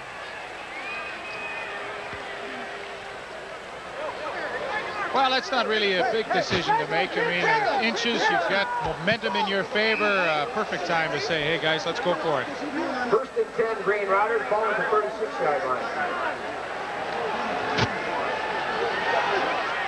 Narcisse to the top of your screen, far side of the field. Williams to the near side on first down. Blitz is on. Fairholm in behind the cover, and Jackson was covering. Jeff Fairholm almost home. Enos Jackson has made 2 spectacular plays here in the second half in the third quarter against Lucius Floyd, and now he sits right on the hip of Jeff Fairholm, and at the last second accelerates, sticks out that left hand to knock the ball away, and that is textbook inside safety play. He gave the illusion that Fairholm was open, and then he had the speed to recover and make the play. Second and 10 for the Roughriders at the Eskimo 35. Austin has a first down to Ray Elgard. Ray Elgard on 11-yard pickup. Jackson again covering. Jackson holding on to make the tackle. So the Rider drive continues with 10:52 to play, fourth quarter. Edmonton leading 24-21. The Eskimos led 17-4 at halftime. The Riders have come back with 2 touchdowns in the second half. Austin. Narcisse. Fine catch by Don Narcisse in front of Eddie Thomas. And the Rider march continues. One-on-one, Eddie Thomas. This is the little individual battles that are created throughout a game, and Narcisse with a super move to get to the post. Eddie Thomas caught a little flat-footed, and Ken Austin sees it and throws a perfect strike, and this has been a nicely put-together drive. First and goal to go for the Roughriders at the Eskimo 4. Austin looks to the corner. He has the touchdown. Ray Elgard. He had a couple last week and gives the Roughriders the lead. Well, this has been some comeback by the Saskatchewan Roughriders. Give them a lot of credit. They picked up the level of their game significantly in the third quarter, and now, with just a little better than 8 minutes remaining in the game, they are finally able to take the lead. Ray Elgard with the touchdown catch on Enos Jackson. Actually, that looks like Willie Plester was out there in the coverage. Ridgway adds the converts, and Kent Austin has brought the Roughriders back. They have the lead. Saskatchewan with 3 touchdowns in the second half. Here's the last one. Austin to Elgard. A happy guy as the Roughriders lead by 4. The Roughriders have battled back from a 17-4 deficit at halftime to take the lead on the Edmonton Eskimos. It's 28-24 with 9:52 to play. So Ray Elgard's third touchdown of the season gets the Roughriders the lead for the first time in the game. Stop it right here. Okay, there is Enos Jackson, there is Elgard. Now, hey, we're talking a goal line situation. You have to challenge the receiver much more than Jackson did. He plays a soft coverage, let it roll. That's pretty easy touchdown for Ray Elgard. He didn't get a push or a bump or anything from the defensive back, and I'm sure that he would like to see that happen every time. That's pretty unusual for Enos Jackson. He's one of the more physical defensive backs in the league, but that time chose to lay off Elgard, and he paid the price for it. Pretty easy touchdown. It was a nice drive. Elgard made a couple of catches during the drive and one for the 4-yard touchdown. 7 plays to cover 47 yards. The touchdown toss to Ray Elgard, his 3rd of the year. Short kickoff, dribbled along the ground. Larry Ruck on the return. He's not used to it, but comes up with 11 yards after a 35-yard kickoff by Ridgway. Tyrone Jones led the Rough Rider tackling. Dave Ridgway is good for 35 yards. Tell us something about Don Matthews and this living on the edge business. It's 2nd and long. They've just dropped the pass close to the end zone. Matthews turns to James Crick Parker, says, "Don't you just love this?" Parker looked at him like he was crazy, but after the touchdown, they high-fived, and Parker agrees with him now. Let's see if the Eskimos can retake the lead. And with 6 receivers out. One-timed it. It bounced to Henry Williams. And it bounced because of the pressure coming on Tracy Ham. Don't think that doesn't wear on a quarterback late in the game. Tracy Ham has been hit a fair bit tonight, and he's had a lot of hands and defensive linemen in his face. He knows Bobby Jurison's coming. He knows Gary Lewis is coming, and that throw is short because of the pressure. 2nd and 10, the Eskimos at their own 50. That is a good front 4 that Saskatchewan has put together this year. Ham stands in, and he's decked. Jurison is there. Lewis is there. Banks isn't far away. But I think Jurison will get credit for his 2nd sack. Yeah, he might get credit for it, but really the key to that is the push up the middle by Gary Lewis and Gerald Bayless. Good angle by Jurison. He stays wide on Dumaresque now. That forces Ham up into the pocket, and you're only as good as the pressure coming up the middle. He sees Gary Lewis coming, and that pressure up the middle allows Jurison to make the sack, and that's what Don Matthews said. Gary Lewis and Gerald Bayless will give us that push up the middle. Parker's down as Harper kicks on 3rd down. Willis Jaycox gets out to the 40 for the Rough Riders. Willis Jaycox with a 20-yard return. Glenn Harper with a 45-yard punt. Rough Riders were offside.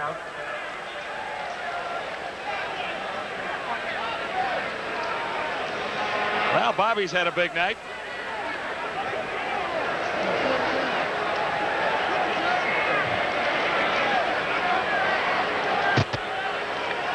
Rough Riders have staged a comeback to take the lead at 28-24. Saskatchewan number 19 was offside. 3rd down repeat. That's John Hoffman.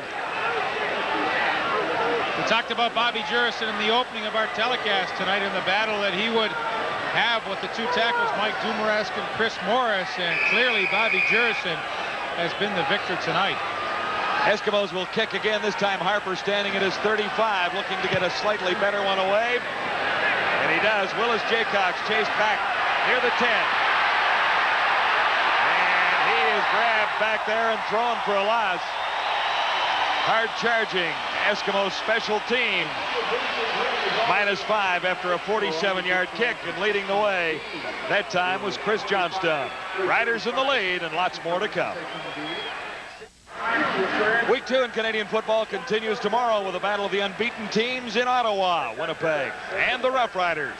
A battle of the winless teams in Toronto, the Lions and the Argos. Home opener for the Argos, Hamilton at Calgary. Don Matthews has seen his Roughriders battle back to take the lead. Ron Lancaster has watched his team blow a 13-point lead at halftime. Whose chances do you like to win this with 8:26 to play? Well, flip a coin right here, but I would think Ron Lancaster would, say to his team, hey, you've let it slip away, but the defense has a perfect opportunity right here to stop Saskatchewan and get the offense the ball in good position. Austin gets big pressure. He got it away to Lucius Floyd, but there's nowhere to go momentarily. Then Floyd finds a hole, and what a big play for the Roughriders. Floyd looked to be surrounded, but he broke away and gets out across the 30. Well, you look back when the game is over at certain plays that occur, and this is a huge one. Jed Roberts misses the tackle right there in Austin. Then Dwayne Odoms has Lucius Floyd right there. He cannot make the tackle. I mean, you're talking a huge play by Lucius Floyd and Ken Austin to get themselves some breathing room. I mean, that's one that either goes either way, and the offense won that little battle.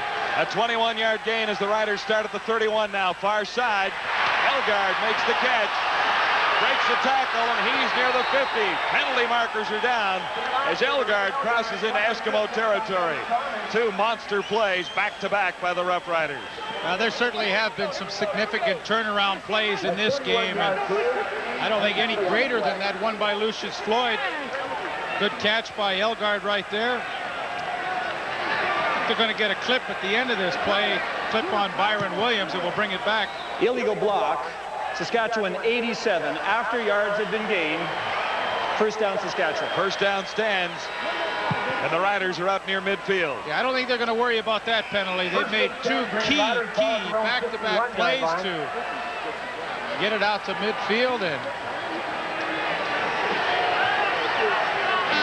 first down, Saskatchewan at the Roughrider 51. 7:17 to go. Blitz is on. Austin looks deep and just overthrows Byron Williams. Covering on the play was Eddie Thomas. Well, it's uncanny how Ken Austin senses the blitz, so he does a little roll to the short side of the field away from the pressure of a Willie Pless and a Larry Ruck coming straight up the middle of the field. The offensive line does a nice job to pick it up, and by the time Willie Pless eventually does come free, the ball is long gone. 2nd and 10, Roughriders at their own 51. Williams and Fairholm come to the near side.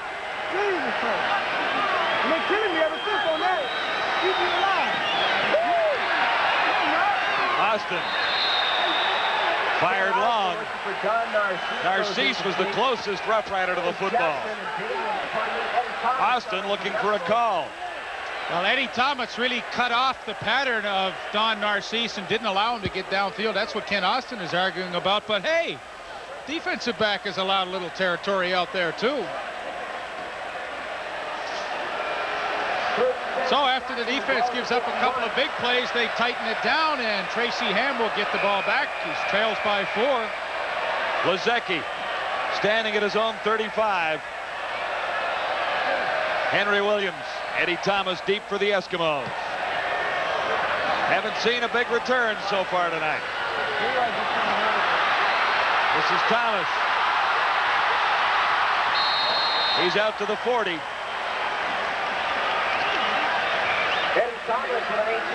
Stopped by Jaycox. 16-yard return. 37-yard punts. And although the Giz hasn't done much returning punts tonight, that time he was back with Eddie Thomas, and Gizmo faked like he was going to catch it, and that really did fool the first 4 or 5 cover guys down there, and that allowed Eddie Thomas a little breathing room to get a pretty decent return. Pretty heads-up play by the Giz. Number 26. Penalty is declined. First down, Edmonton. When we return, it'll be Eskimos 1st and 10. Timeout at Commonwealth with 6:29 to go, and the Riders leading by 4. This has turned into a great matchup to kick off week 2 in the Canadian Football League. The Roughriders storming back to take the lead after trailing 17-4 at halftime. Our phone poll on the entertainers tonight. Who did you like, Leaf? Did you vote? I didn't vote, but I liked them both. I thought they both did a great job. Doug Parrish of the Eskimos went up against Rekko Zizakovic of the Calgary Stampeders. We'll have results before the conclusion of this game. Doug Parrish, Purple Haze, Jimi Hendrix. That was pretty good. My pal Soreko from Calgary with the country and western. I'm not partial to country and western, so that's why I didn't vote. I always stay totally impartial on this one. I thought they both did a great job.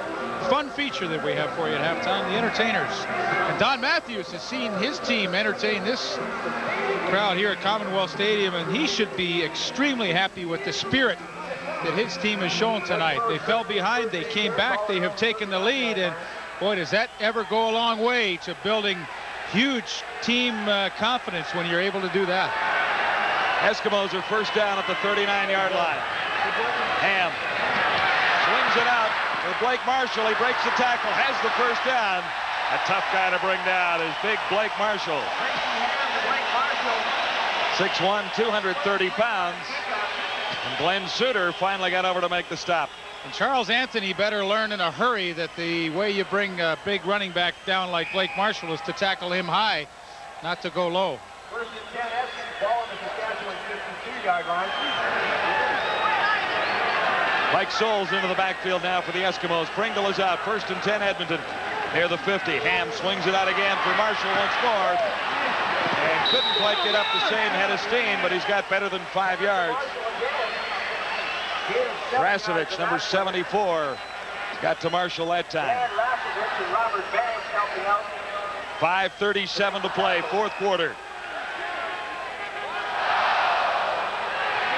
And a critical series for Tracy Ham. He has seen this game slip away, and all of a sudden now he finds himself in a situation where he has to rally and come from behind, but no question he is capable of doing that. Second and long 3, and Marshall gets the call. He powers his way inside the 35 for another Eskimo first down. The drive continues impressively for the Eskimos. And featuring Blake Marshall, he catches a swing pass, he catches a screen pass, and now they just hammer him straight up the middle. So it has been all Blake Marshall here on this drive to get the Edmonton Eskimos deep into Saskatchewan territory. At the Rough Rider 35. First down. Hand to his right. Can't get it. For Chris Armstrong. Penalty marker down in the backfield. Gary Williams is a hurry and a penalty on the play. Major foul, roughing the quarterback, Saskatchewan 79, first down Edmonton. Gary Lewis.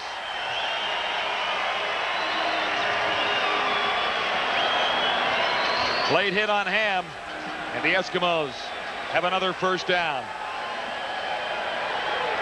4:45 to go.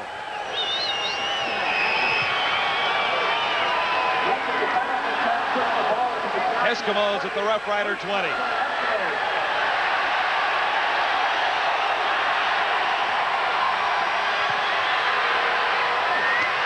For Henry Williams, it'll be another Eskimo first down. Suter made the stop on Williams. And what happens when Tracy Ham rolls to the wide side of the field, the Saskatchewan defense just kind of forgets about Henry Williams, who just trotted down the sidelines and stood out there. Ham finally saw him and was able to get the ball back across the field, and another first down for Edmonton. And boy, at a critical stage in a ball game, have they ever put a whale of a drive together. First and goal to go at the 9. Ham swings it out for Marshall, who scores easily.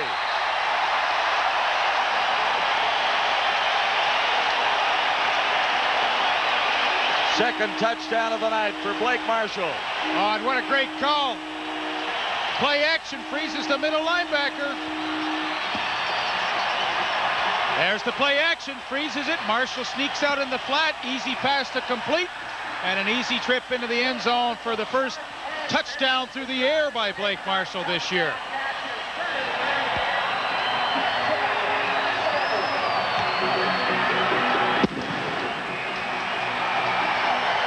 Sean Fleming adds the extra points, and the Eskimos have regained the lead by 3. A Blake Marshall sequence. Here's Blake Marshall right here, and here is James King right here. Watch when the fake comes up the middle and Ham rolls out.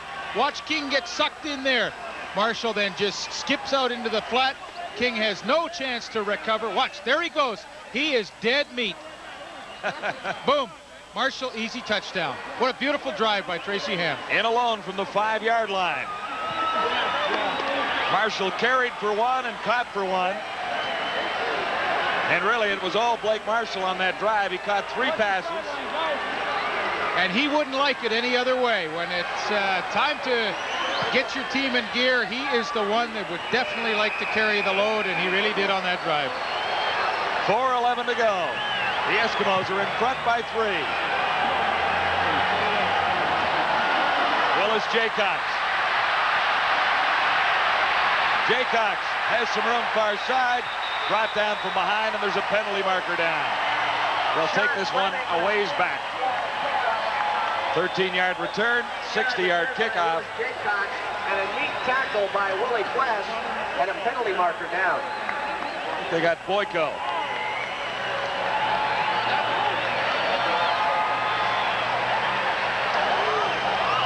Illegal block.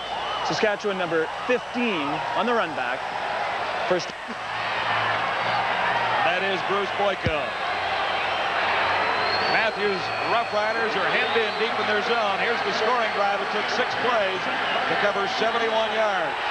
Finished off by the touchdown toss to Blake Marshall from Tracy Ham. 1st and 10, Roughriders beginning at the 15.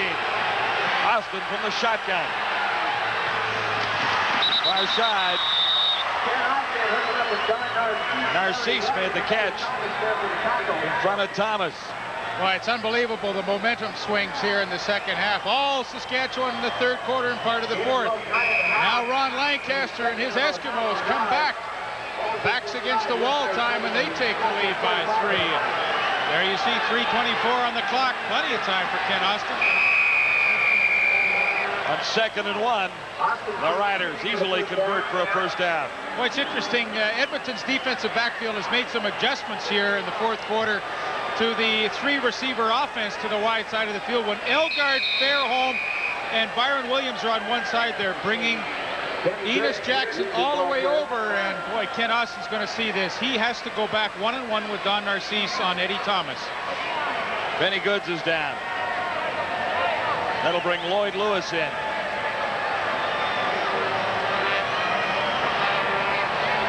.306 to go. 31-28. Eskimos in the lead again. Enos Jackson, for the most part of the game, would stay to the short side of the field and not come over and help out in coverage. He is now moving over to the wide side of the field. That means there is a lot of room back to the short side with Narcisse on Eddie Thomas. And I would be shocked if Ken Austin didn't come back that way. Let's check in with Gord Miller. A couple of notes from the Edmonton sidelines as Benny Goods is checked out. First of all, the Gizmo came off limping after that last series. His hamstring is bothering him again. He's trying to run it out. That could be a problem if the Eskimos need a return. Leaf, you mentioned earlier that Saskatchewan went into a defense where they said, Tracy, take what we give you and see how you do. Well, he did in that last series thanks to some coaching from upstairs. They said, hit the backs coming out of the backfield. There's lots of room. Blake Marshall got some momentum and did the drive almost by himself. Well, it was good for Tracy. He really changed up his approach, and I think it took the Saskatchewan defense off guard. They hadn't thrown anything out in the flat to the running backs all night, and boy, was it ever successful. Tracy Ham has the Eskimos in the lead. Benny Goods helped to the sidelines. We've got a 3-point difference here with 3 minutes to go. Well, Country Western wins again. Shreko Zizakovic, 613. Doug Parrish, 556. For the second week in a row, the Country and Western fans vote for That style of music. Doug did a good job. Sreko, hey, nice going. I've never seen the accordion used quite that way in country music. No, I haven't either.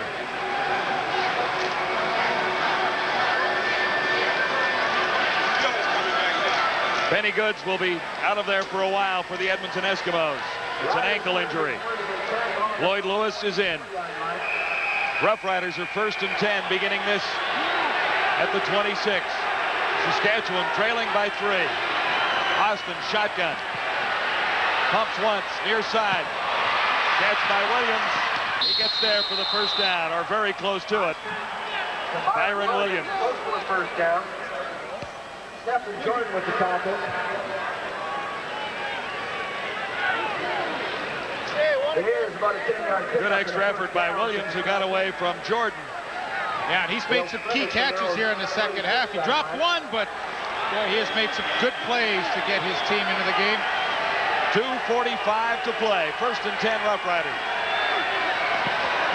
Flag is down as Austin hits Narcisse stepping out of bounds. Boy, that's exactly what I had talked about earlier. They overload to the wide side of the field, and that leaves Don Narcisse all by himself with the corner. Unfortunately, that reception will come back. Illegal procedure to call against Saskatchewan, and you know Edmonton is going to accept that penalty. Illegal procedure. Saskatchewan 62. First down repeated. Vic Stevenson, the right tackle. 1st and 15, Saskatchewan ball just outside. 1st and 15 as the Riders drop back to the 30.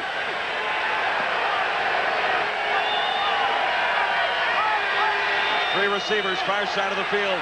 Austin looking deep. Fairholm can't run underneath it. Covered by Stephen Jordan. Stephen Jordan covering for the Eskimos. Went for the big one with 2:33 to go. Well, there's a lot of room in that middle of the field, and it's so tantalizing for Kent Austin here. He would love to be able to hit the home run and take the lead again. 31-28. Riders in a bit of a hole here. 2nd and 15 back at the 31.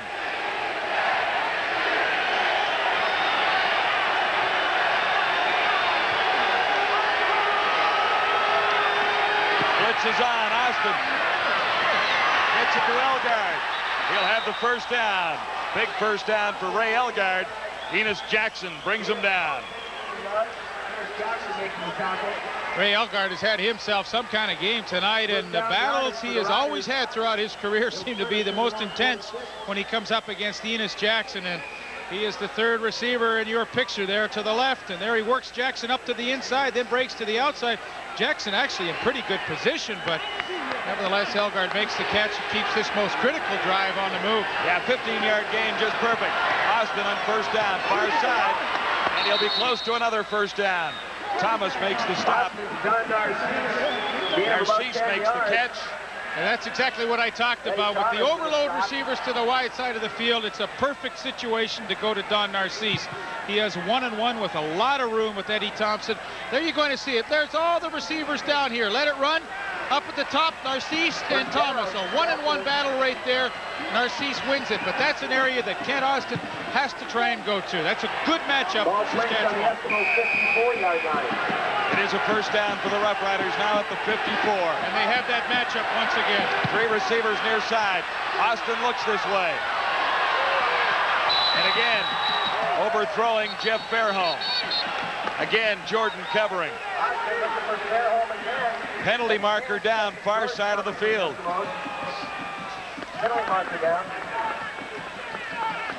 And that's deep enough where it's in the defensive backfield, and maybe some kind of holding call could result from that. Holding, Edmonton number 17, first down. Eddie Thomas could be costly. Yeah, there have been some big penalties in this game to keep drives going, and none may be larger than this holding call on Eddie Thomas, and he's been involved in a very heated one-on-one test with Don Narcisse. The Roughriders 1st and 10 at the 34. Austin. Elgard. It'll be another Saskatchewan first down. Jordan makes the tackle, and the Riders are moving the ball. Yes, they are, and that is the play that would put this game at least probably into overtime. Austin steps up in the pocket. Good job by that offensive line. Now he has great vision downfield to pick up Ray Elgart over the middle. Lions with the tackle, but now they are in a field goal position. Now you try and go for the win. Definitely in Ridgeway range. Touchdown a possibility too, with a first down at the 25. Austin looks for Williams. Almost intercepted. Why did he jump in the air? Doug Parrish.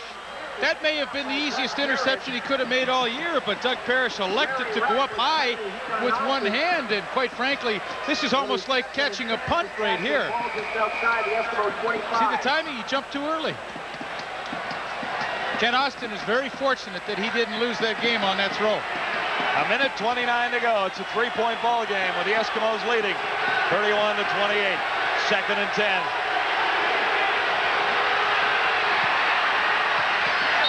This time it is intercepted.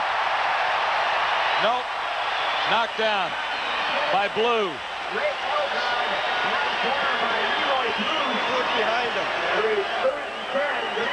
Leroy Blue drops off in the linebacking spot, and just as though it looks as though it's going to go into Ray Elgart, he sticks his left hand out and makes the knockdown, but that is a great defensive play. But give the Roughriders credit. Ken Austin took them down. He got them into position now to kick a field goal and tie this game up. Dave Ridgeway. And it's all even. But there's a minute 20 to go, and the Eskimos have Tracy Ham at the controls.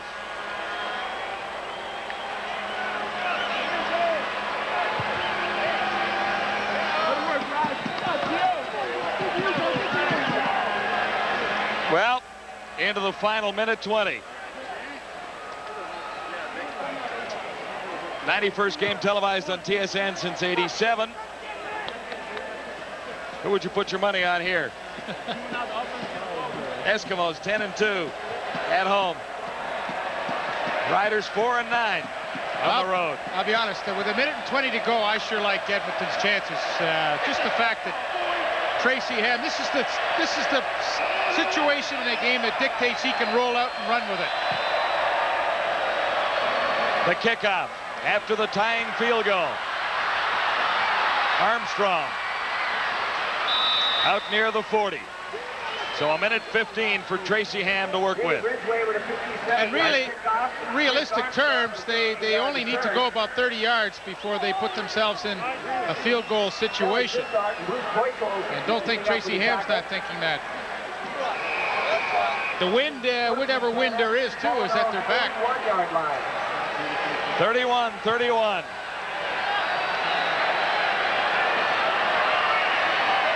Ham and the Eskimos, first and 10 at the Edmonton 41.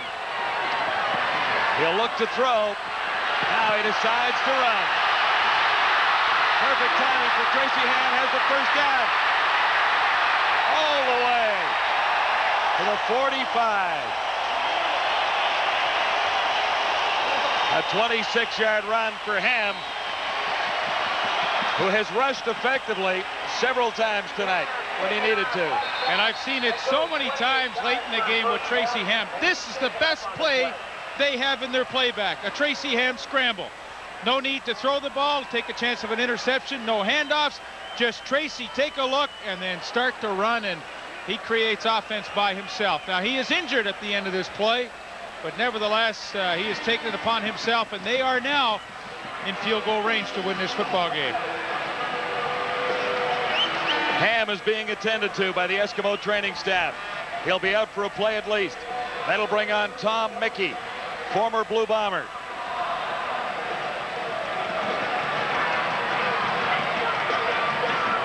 Lancaster rates Mickey as a good passer. Spent a year on a backup roster with the Houston Oilers. Played 5 games in '91.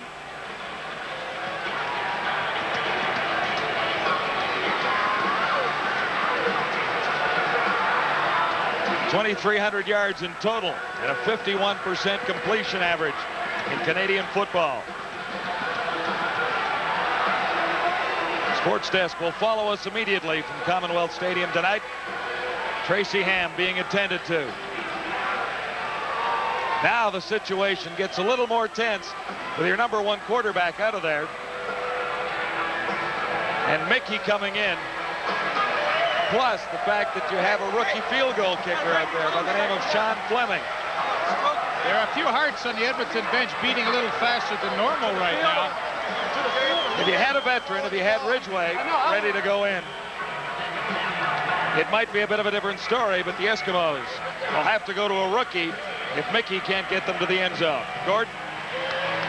All right, 2 concerns on the Edmonton bench. One, of course, the health of Tracy Ham. They've talked to the people upstairs and told Tom Mickey throw short underneath the coverage. And then Ron Lancaster went to his special team coach, Mark Nelson, and said, how close do we have to be comfortably for Sean Fleming? They think they've got to be at least inside the 25 to have a reasonable chance of him making it. Well, he was 3 of 4 in field goals last week. Inside the 25, well, that's only a 32-yard field goal. Come on, at the pro level, you got to kick him farther than that. I would say 10 yards, and the kid should have a pretty good shot at it. His longest, though, last week was 34 yards. And this will be a pressure situation if he gets a chance to kick for the win. 1st and 10. Edmonton. Blake Marshall gets the call from Tom Mickey, the quarterback, with 49 seconds to go. James King on the tackle. Pretty good situation for the Saskatchewan defense. I mean, you've got the quarterback coming in that hasn't thrown a ball all night and that much in his career, and they are in field goal position. So Saskatchewan defense, you know, I think they can maybe count on something short. Eskimos still outside the 40. This is 2nd and 8. Marshall gets the call and bowls his way to the 35. He'll be short of the first down. So the biggest kick coming of young Sean Fleming's place-kicking career. He's a rookie from the University of Wyoming. So this will be a 42-yarder. He's got the wind at his back. 1 point breaks the tie, too. Yeah, it creates another situation where the Saskatchewan returner, Jaycox, will be saying, hey, if it is wide, I have to get it out of here.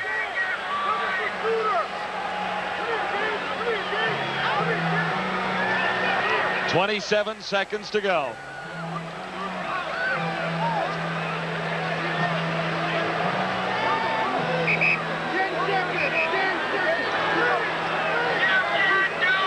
So here's Sean Fleming with the biggest kick of his pro career, which is only 2 weeks long.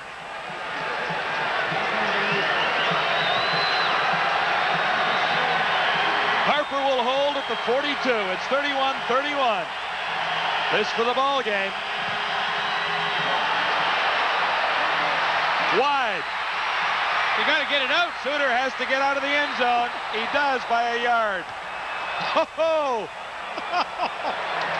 Can you believe it? My gosh.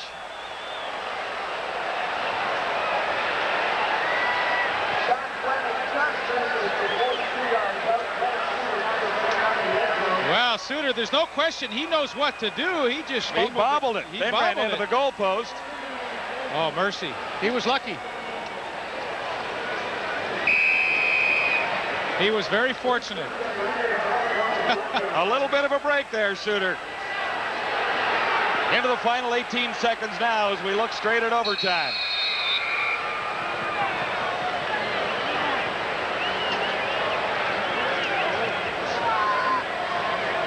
You know, guys, when a golfer puts a bad thought in his head before a shot, Sean Fleming came to the sidelines there and said, what do we do if I miss? And Lancaster said, don't even think about the miss. Bad imagery. Not very good at all. Visualize it going through the uprights. That's it. Have to feel sorry for Sean Fleming. He had a chance to be a hero here in his final play of the game, at least regulation. And at 31-31, we'll head to overtime. Sean Fleming had a chance to win it. Glenn Suter barely got it out of the end zone, but he did. And the Rough Riders have come back to force overtime. It's 31-31.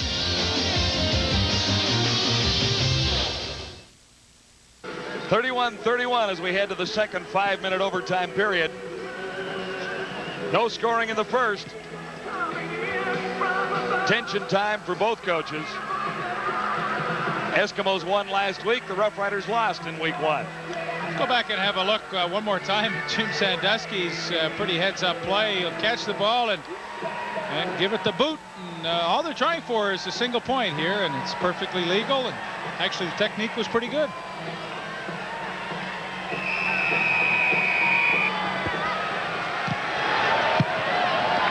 Ready for the second half of overtime. Willis Jaycox. Penalty markers are down as Jaycox has dropped near the 30. 15-yard return, 60-yard kickoff.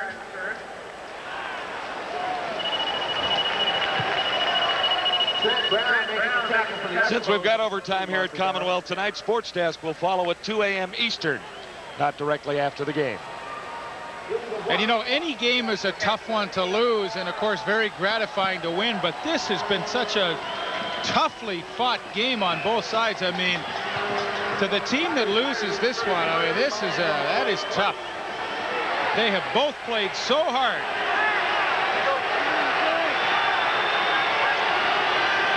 From the 20, Austin swings it out to Fairholm. Brought down by Jordan and Blue.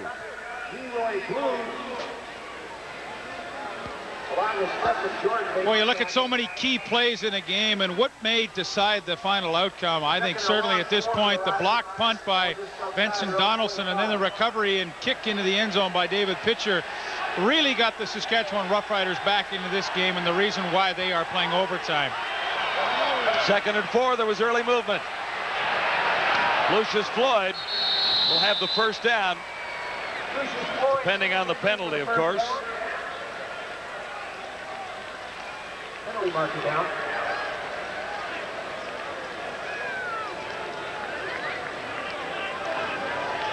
Offside, Edmonton 83. Penalties decline. First down.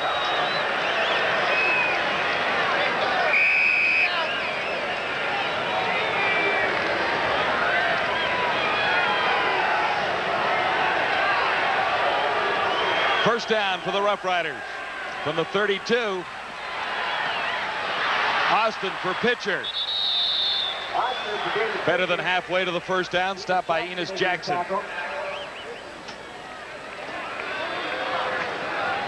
About a 6-yard gain on the play. It'll be 2nd and 4 Saskatchewan. Ball just inside. 2nd and 4 for Don Matthews and the Rough Riders. Overtime at Commonwealth. Even at 31. And 3:27 to play.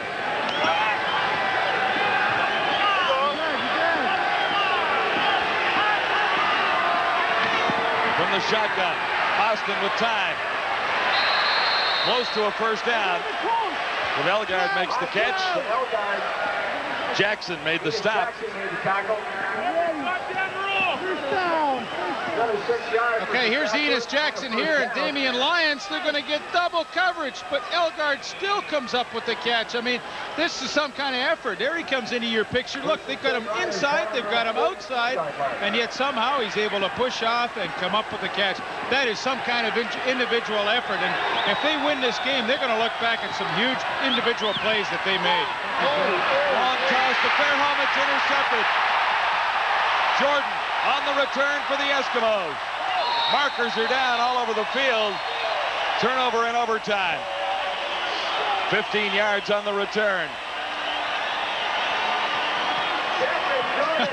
And the big plays just keep on coming one after another. Illegal block on Edmonton after the interception. First down, Edmonton. The Eskimos retain possession. 2:32 to play. And what a lovely play by Stephen Jordan. He stays in perfect position, goes high in the air, and what has been a relatively error-free game, now a critical interception in overtime given up by the Saskatchewan Roughriders. Eskimos begin deep in their own zone. 1st and 10 Edmonton from the 28.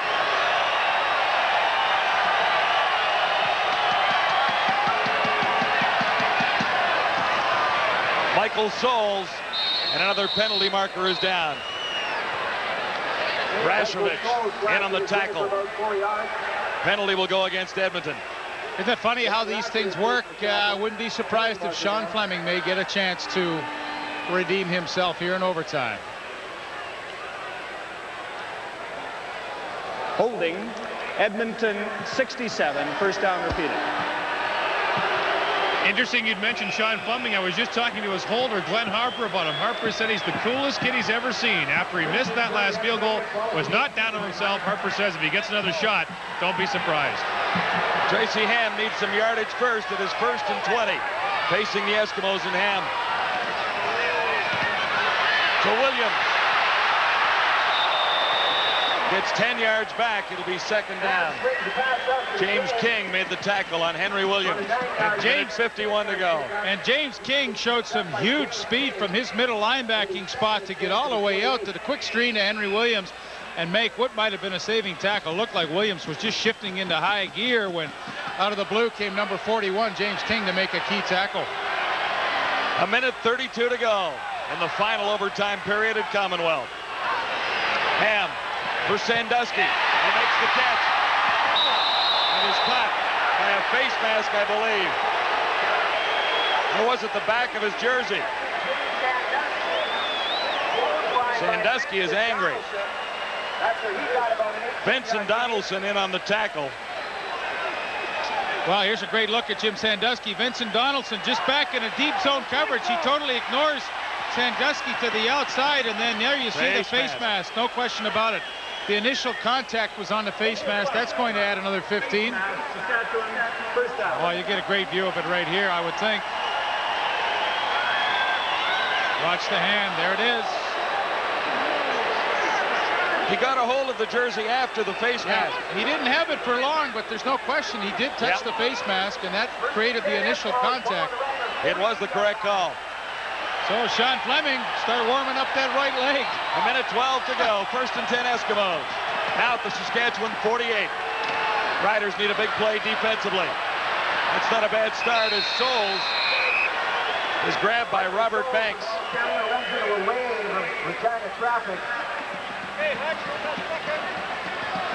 tell McAvoy to get a fucking eye test. The Eskimos did get the call they wanted, but not from the official who should have made the call. That call was made well back in the defensive backfield. The official on top of the play did not throw his flag. The Eskimos got a break there. Loss of 2. 2nd and 12 back at the 50 now. Ham looks far side. Has a first down. Craig Ellis. 45 seconds to play. King made the tackle.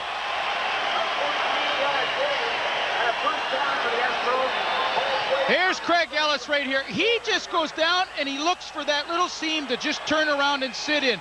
This is why he is such a good reader of defenses. You watch now. He sees the lane right there. He just stops and sits in it and waits for the ball to come. And boy, he has put his team in position to win this game. 1st and 10 Edmonton. Saskatchewan 35. Blake Marshall grabs about 3.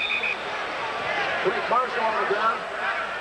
Tyrone Jones was there, number 35.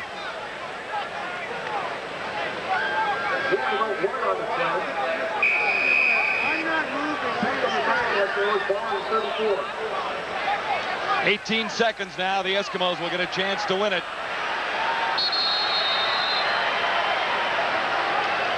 So Edmonton wants to take a timeout and talk things over.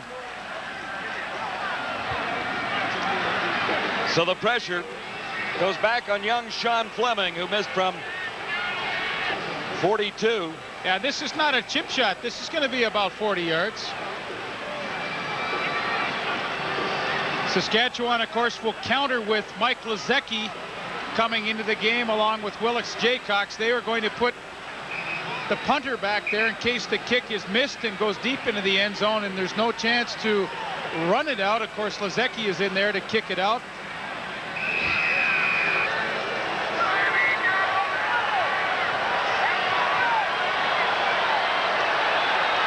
So Fleming gets a second chance with 12 seconds to go from 40 yards out. This time there's no mistake.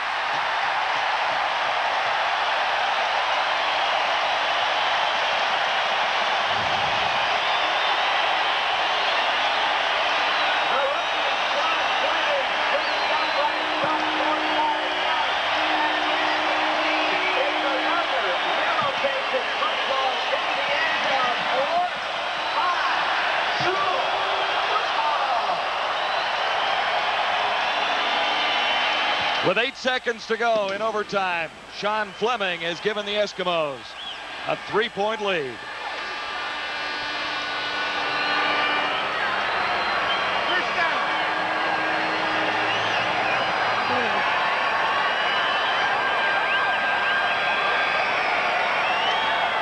Sean Fleming gets a reprieve.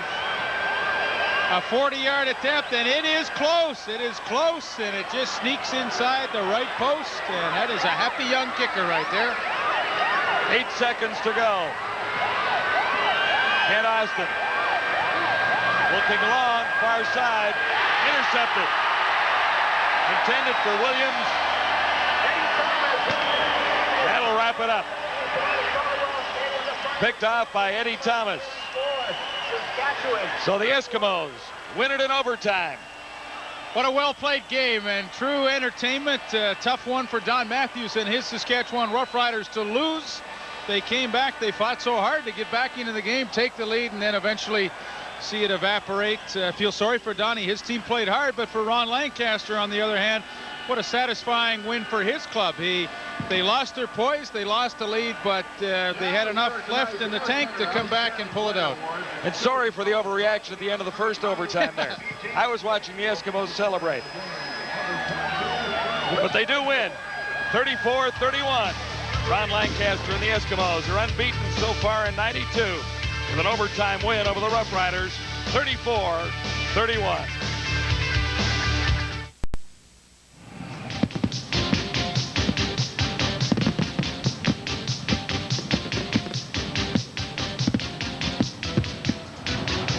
For the TSN Turning Point, brought to you by Sony. Dying seconds of overtime. Sean Fleming, who had missed in the last seconds of regulation time, makes this time from 40 yards out the game-winning field goal.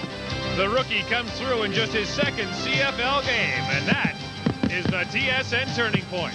A cash donation will be made to the Coaching Association of Canada for the training and development of Canadian coaches in amateur sport on behalf of TSN and Sony. Sony Trinitron, perfecting the sport of watching TV. Plenty of fireworks here tonight at Commonwealth Stadium. The Eskimos win in overtime, and we'll be right back.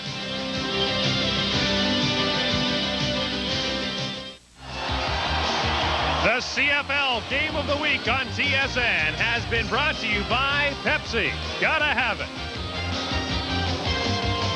The Edmonton Eskimos got their second chance, and so did rookie kicker Sean Fleming, who delivers from 40 yards out, this after missing a chance to win the game in regulation time. For Don Matthews and the Saskatchewan Roughriders, a game that appeared out of their reach in the third quarter was very much within their grasp in the final seconds. But now the Riders, whose motto is living on the edge, are now living on the verge. At 0-2, they're in some trouble in the Western Division, and their schedule doesn't get any easier. But for the Edmonton Eskimos, 2-0 looks pretty good, especially after this win tonight, when they certainly thought they had this game well in hand. For the Saskatchewan Roughriders, next up, the Ottawa Roughriders. The game we'll have for you on TSN July 24th. That's Friday night, 9:30 Eastern Time, 7:30 local. Our final, 34-31 in favor of the Eskimos. For all of us at TSN, I'm Gord Miller. Thanks for watching, and good night from Commonwealth Stadium.